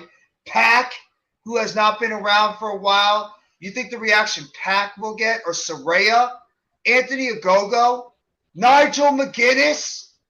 Yeah. I mean, that show is going to be absolutely off the chain. And you're talking about AEW. And I have no issues with AEW doing what they did last night. They took advantage of all the negative publicity going around WWE. And Tony Khan saying, after he got crapped on for months, when WWE had all the momentum, and he saw what happened on Raw, he's like, I am going to deliver a massive punch right to the face of WWE by unloading surprise after announcement after announcement after signing, big show coming on in August. My only issues, I have a couple of issues, just a couple of Okay. issues with this stadium show. I think it's terrific. I also believe this is a major gamble because I don't think they're going to get, there's no way in hell they're getting 90,000 people in that stadium. No way. It's not happening. Do you think they can get around 30 to 50,000 people in that stadium? That would be acceptable. They're saying Well, that'd be the goal, is to get 30 to 50,000 people in Wembley Stadium for AEW All In. And real quickly, this is one of my other this is my biggest issue. You have AEW All Out the week after, on Labor Day weekend. That's not good for having two premium live events back to back, and you're asking your fans to pay $50 a week after one show, and that's really going to be difficult to put together build like that for two monster shows like All In and then a week later All Out. Unless you're going to make this like a WrestleMania weekend for both shows, like AEW All In is one night, AEW All Out is the following night. That's how I would do it. Or you could do one of three things like that. You take All Out and you move it to another time in this calendar, or you scrap All Out altogether for this year, and you just go with All In and continue the calendar, because you could say move All Out a little bit further down the calendar, but you have Full Gear in November. Then what are you going to do? So, I mean, that's my only biggest issue. is you're literally having two premium live events back to back. It's going to sort of hurt the build for both shows unless you're going to turn that into like your WrestleMania weekend with All In being one night and All Out being the second. Um, yeah, I agree with the assessment. And ladies and gentlemen, Mitch Kosky is here. Hey, Um, what's up, Mitch, everybody? hey Mitch, how are you tonight? Sixers got their ass whooped, but I'm good. Oh, okay. I'm good. We're discussing AEW's announcement last night. Let me just answer what Jeffrey is saying. First of all, a, a I think that yeah, I think it's a gamble that they want to pack in a 90,000 seat stadium. Okay, if you are a passionate wrestling fan like they are in London, they are going to gobble up these tickets. And I think what's happening first is I think Tony Khan will probably configure the arena to probably 60,000. If he sells that out, then he has to open up more seats. So I think Tony Khan knows what he's doing here. I think he's going to configure the stadium to maybe bring it down to 60,000 and then see what happens with that. If he sells that out and it says by popular demand we opening more seats because that does happen. That does happen. You can configure the arena to one thing, but then you have to open up production kill seats. So you have to open those up for the audience. So I think slowly, I think he's going to only probably sell about 60,000 tickets, and then if those go and the crowd wants more of it, they'll probably open up more seats.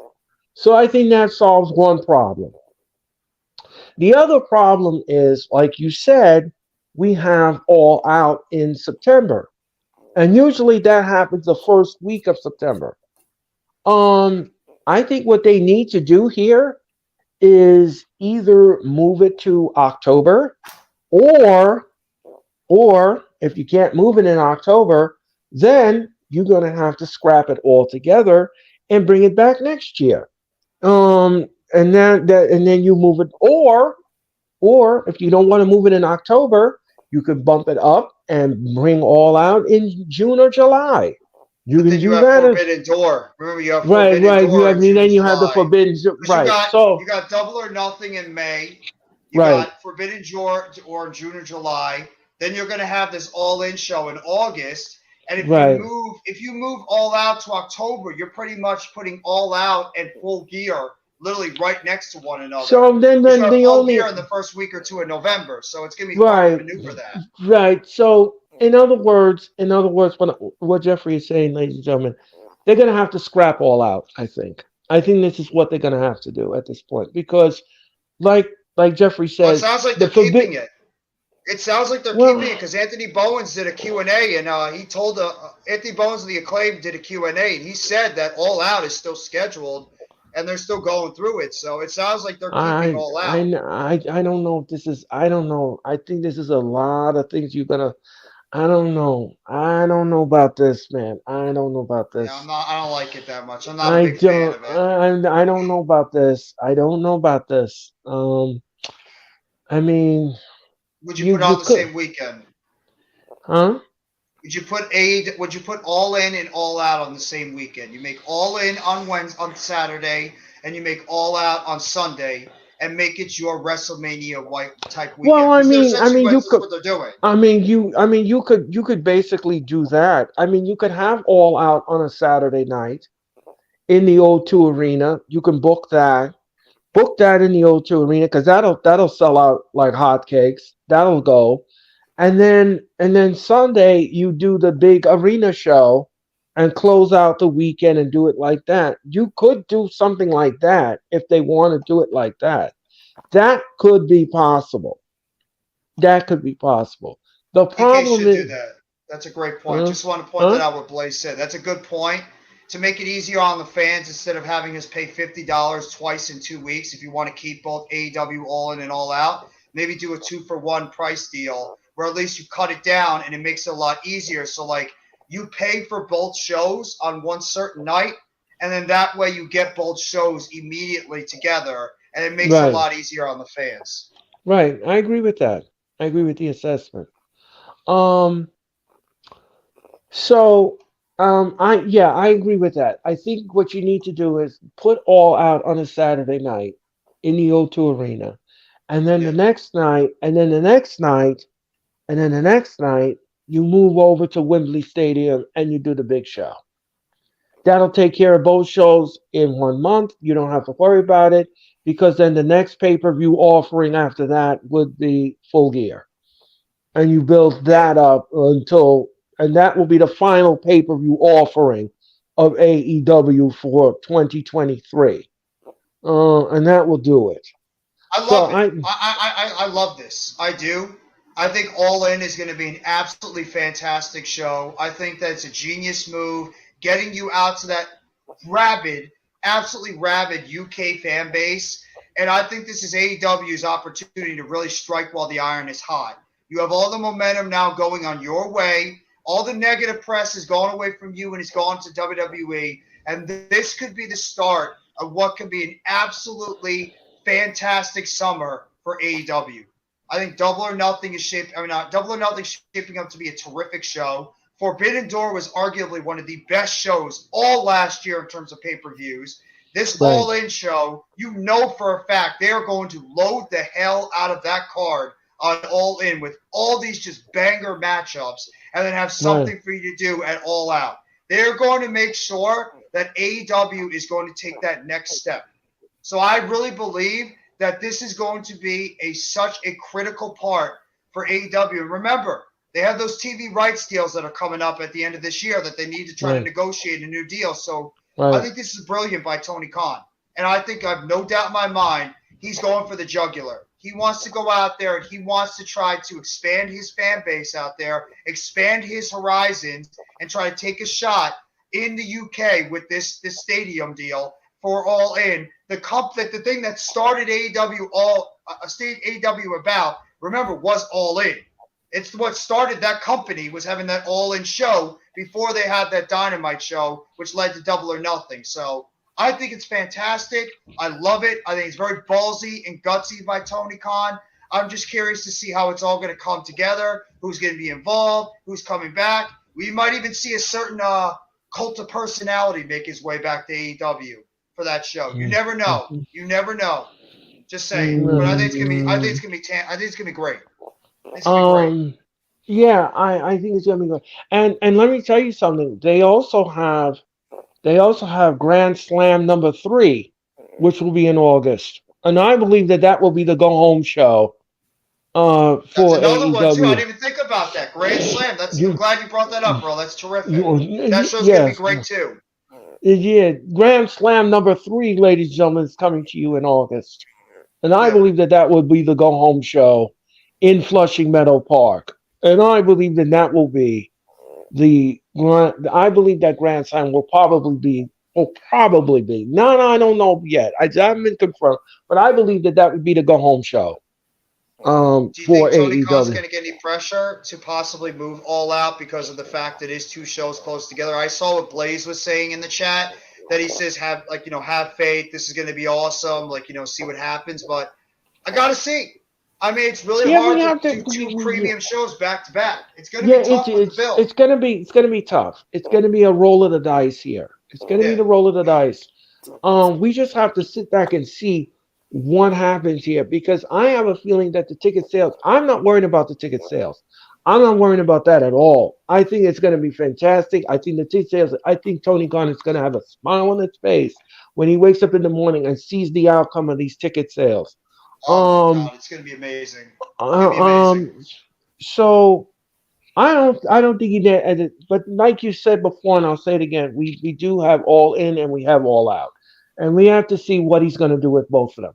We'll have to see. I'm genuinely excited Mm. for what AEW is bringing to the table. I think Hey, AEW Ref. is about to. I think AEW is about to have their best summer of their entire promotion's history. I Yes, mean, yes, this they is are. going to be really fun. I love what Yeah, AEW is putting together right now. yeah. I think it's great for the fans. I think it's great for anybody who was clamoring for for AEW to come to London and internationally. And this could be a jump start. This could be a jump start of many things to come for AEW. I mean, if they are successful Exactly. here in London, if they're successful here in London, who knows where this company can go next, and who wants them to come to their country. It's just I know Tony Khan is excited. I know his group is excited, and I'm excited too as a fan. And I can't wait to watch it all unfold. It's going to be great. Yeah, absolutely. Uh, um, Mitch, what did you think about the announcement last night? Wow, I did not see that coming at all. Like, dang, they're making moves over there. They're making big moves at the right time. With WWE going down the toilet as of right now, they're taking advantage of it. They have one of the best, if not the best, AEW show so far in 2023. They're doing all the right moves. Credit to Tony Khan. I don't know if you guys noticed this. When he was making an announcement, he did not blink once. I don't know if you guys noticed that. He was Oh staring yeah. at the camera. I was like, does this guy blink? He knew it. He knew after everything that AEW has had to go through this past year, which has been an absolute hell, with everybody wanting out, bad creative, not knowing what the hell he's doing, brawl out, everything. He was like a kid in the candy store. He saw the mess that was going on with WWE, and he's like, I'm going to go out there and I'm going to blow everybody away. And that show last night for All Elite Wrestling was absolutely top to bottom one of the most fun shows this entire year. It was Yes. ridiculously fun. It was fantastic. That was one of the best AEW Dynamites I've seen in a long time. Yeah, it was. It All of was. it was great. Yeah, it was great. All of it was great. Absolutely, and it was a receipt for all of us after what we were served on Monday night. It was a good receipt. Yes. It was a Yes. great receipt. It was a great receipt. I enjoyed the entire show. The crowd in Long Island did too. And I Yes. am a fan of AEW, and I don't care what anyone says. Yes, I love wrestling, and yes, I love AEW. Yes, absolutely, It's okay. You absolutely. can like them both. You can like them Yeah, both, but as of right now, I think most of us are Team Everybody's a fan. AEW You right can now. like both. right. I am a fan of Uh, both.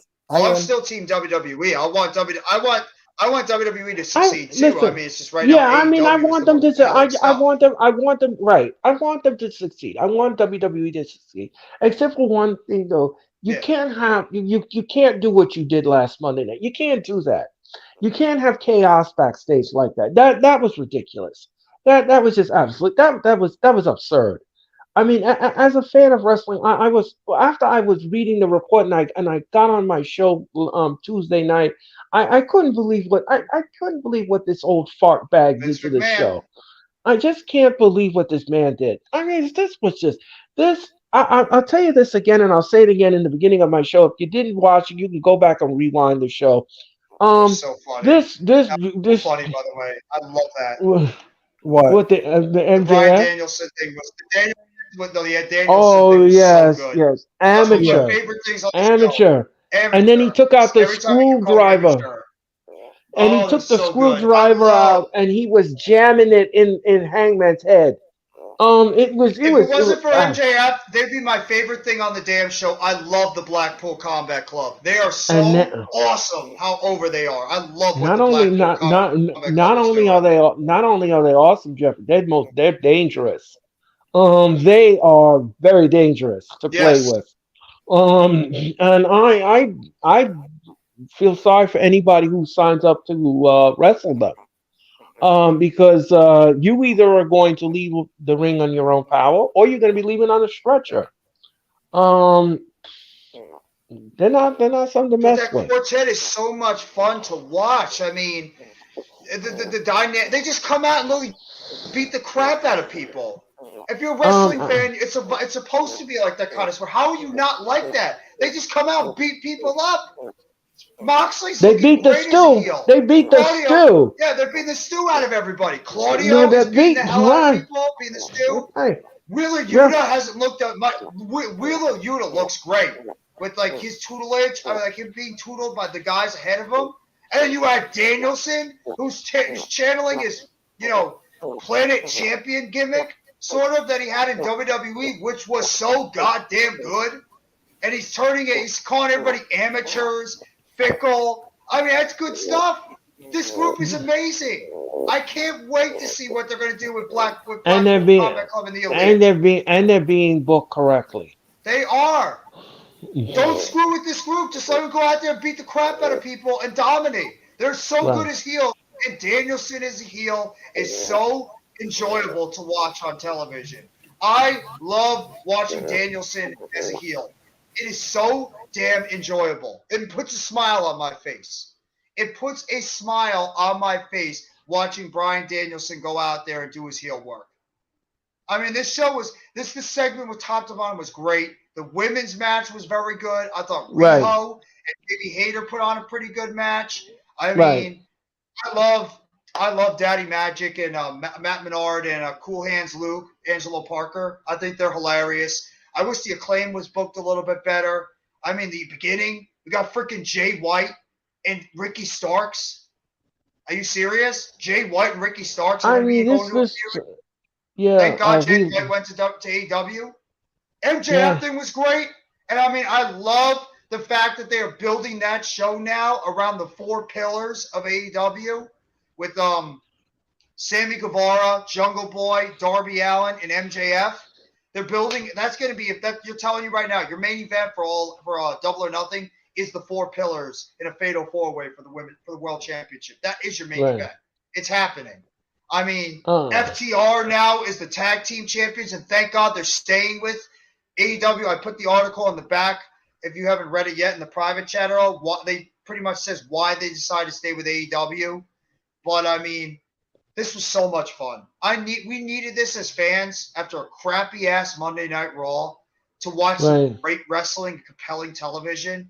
And this was just ridiculous. This was so much fun. And AEW, another guy, I don't know if you've heard of this guy, Adam Hopkins, who they signed from behind the scenes. He was the former WWE Vice President of Communications and Relations. He was a very, very high-ranking officer in WWE. Wait a minute, they hired him? Yeah, he's part of AEW. Just like, remember, they hired Matt Mansouri earlier on. Oh, they just signed Adam Hopkins to a deal. So now they have Mike Mansouri and Adam Hopkins, who are 2 highly respected, high-ranking people behind the scenes with WWE. WWE let them both go, and they walked their way into AEW. And AEW just got a hell of a lot stronger. Those are 2 of the most underrated signings, and everybody has been praising the hell out of those 2 deals. And, of course, Nigel McGuinness, one of the best commentators out there, and you just snatched Nigel McGuinness up to a deal. And he was the one that tell you about that UK show. Yeah, AEW took advantage of a great opportunity right in front of them. They saw what happened to WWE, and they just we're going to go for the jugular. And that's exactly what they did. And it's smart business. And the guy is a great communications director. He will help AEW across the board. He was behind something with NXT. He was one of the biggest originators with NXT Gold, Black and Gold. It was Adam Hopkins. He was part of it. Well, now he's part of AEW's fabric, and he will help that organization grow to even more heights. Absolutely. It's a brilliant move by TK. Yep. Yeah. And what it's going to do is it might take less off his plate. It might take less off Tony Khan's plate to give it to these 2 guys and others in that company that have their certain roles too, and it's going to make it easier. Tony Khan has less, hopefully, to do, and it's going to just make the show flow a lot better. Storylines are going to be better. You notice what we're getting again? Long-term storytelling. Yes. With the Elite and the Blackpool Combat Club, you're getting long-term storytelling. You're getting storytelling with the FTR now as champions. You're getting storytelling definitely with the 4 pillars. You're getting some storytelling with the women's division. I really wish they do something with the international and the TNT championship. Those titles are just, I don't know what the hell they're doing with them. They have friggin' Will Hobbs wrestling at Ring of Honor for the tag titles with QT Marshall instead of doing something with the TNT title. The TNT Right. title, I don't know what they're doing with that damn title. That's the one title that they just can't figure out. And the international Right. title too. I love Orange Cassidy, but he's not doing anything with that championship. They need to get it on No. somebody credible. Right. You're right. You're absolutely right. Um, ladies and gentlemen, that's gonna put a bow on this show. That's gonna put a bow on it. Um, we we had a great conversation tonight. We love wrestling and we love this. We love talking about it. And we went through. We talked about AEW. We talked about WrestleMania. We talked about what happened on Raw this past Monday night. It was a lot to get through, but we got through it. Jeffrey, I want to thank you again for coming on my show. I Appreciate you greatly having me on, Earl. Thank you. I greatly appreciate it. This won't be the last time, ladies and gentlemen, Jeffrey will be gracing this stage. I will send Jeffrey more invitations to come on the show when he is available. I greatly appreciate all my guests who come on the show and help me get this show to the level that is necessary. Ladies and gentlemen, You can see us on ladies the and Raw gen- Watch Along, where we hopefully are not pulling out what's left of our hair on Monday Night Raw. Because that yes, might be that might be the trend going forward. If Vince McMahon is going to be in control for creative, we might be pulling out what's remaining of our hair if we had to right. pretty much do a watch along with this crap show. But we'll see. Um, we'll see. Yeah. Ladies and gentlemen, tomorrow night we're going to do the SmackDown watch along, Good and luck. yeah, if you want to tune in for that and see me, Tyler, and Robert really and truly go off, then you need to watch tomorrow night's telecast. But anyway, something is good because Rampage will be live tomorrow night from Rhode Island. That's a AEW is making positive at their Raw. least. Yeah, well, they're making their Rhode Island debut, and we're What gonna time is it have on? 10 p.m. They got to move that show. That show is a dying show too. They need to move Rampage. It's not going to last at the time it's in. They got to move Rampage. Everybody has said that, but Tony Khan says that's the best spot for his show. I guess I Uh, understand. Hmm. right. And then after that, ladies and gentlemen, at 11 o'clock, we have Battle of the Belts. So Battle of the Belts will follow Rampage here on TNT. Um, and then, like I said, SmackDown is tomorrow night. Following SmackDown will be Rampage and Battle of the Belts. So we hope that you enjoy all of that wrestling tomorrow night on our telecast. But I will be also be back this Saturday on the internet. As me and Tyler, we will present. Well, it was supposed to be called Smacktalk, but we're changing the name because of Vince McMahon and what he has done. But I'll digress about that. We're going to be talking about wrestling, of course, and then me and Jeffrey will come back together again on Monday night because we have a celebration to do. Me and Jeffrey will be celebrating our tenth Monday Night Raw watch along. This will be number 10, ladies and gentlemen. Only And done 10? let's, yes, Feels like this we've is done our, way more than 10. yeah, no, no, no, this is number 10. This is number Wow. 10. This is number 10. And ladies and gentlemen, it's our 10th one. And we hope that we have a celebration. Let's just hope that if we celebrate it with good, decent wrestling booking. We're not Oh. pretending we're Mick Foley rocking back in a corner, ripping our hair out like he used to do when he was mankind. That's what we hope. So, 'Cause after ladies and what we gentlemen, saw on Monday, I'm not very confident. right. So, ladies and gentlemen, we hope that you'll join us for our 10th Raw watch along on Monday night. It's going to be a fun evening of wrestling. And yes, let's hope it's fun for you, it's fun for me, it's fun for my co pilot, and For it's fun for. Voodoo! Oh, so ladies and gentlemen, that's going to do it for us, ladies and gentlemen.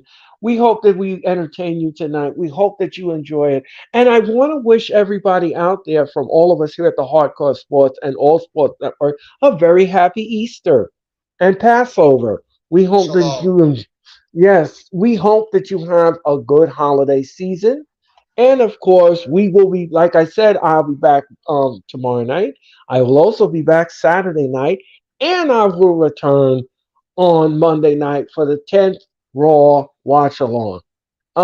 So for Jeffrey Turner, I'm Earl Cole. Have a great weekend, everyone. Have a happy Easter. And I'll see you in cyberspace tomorrow night.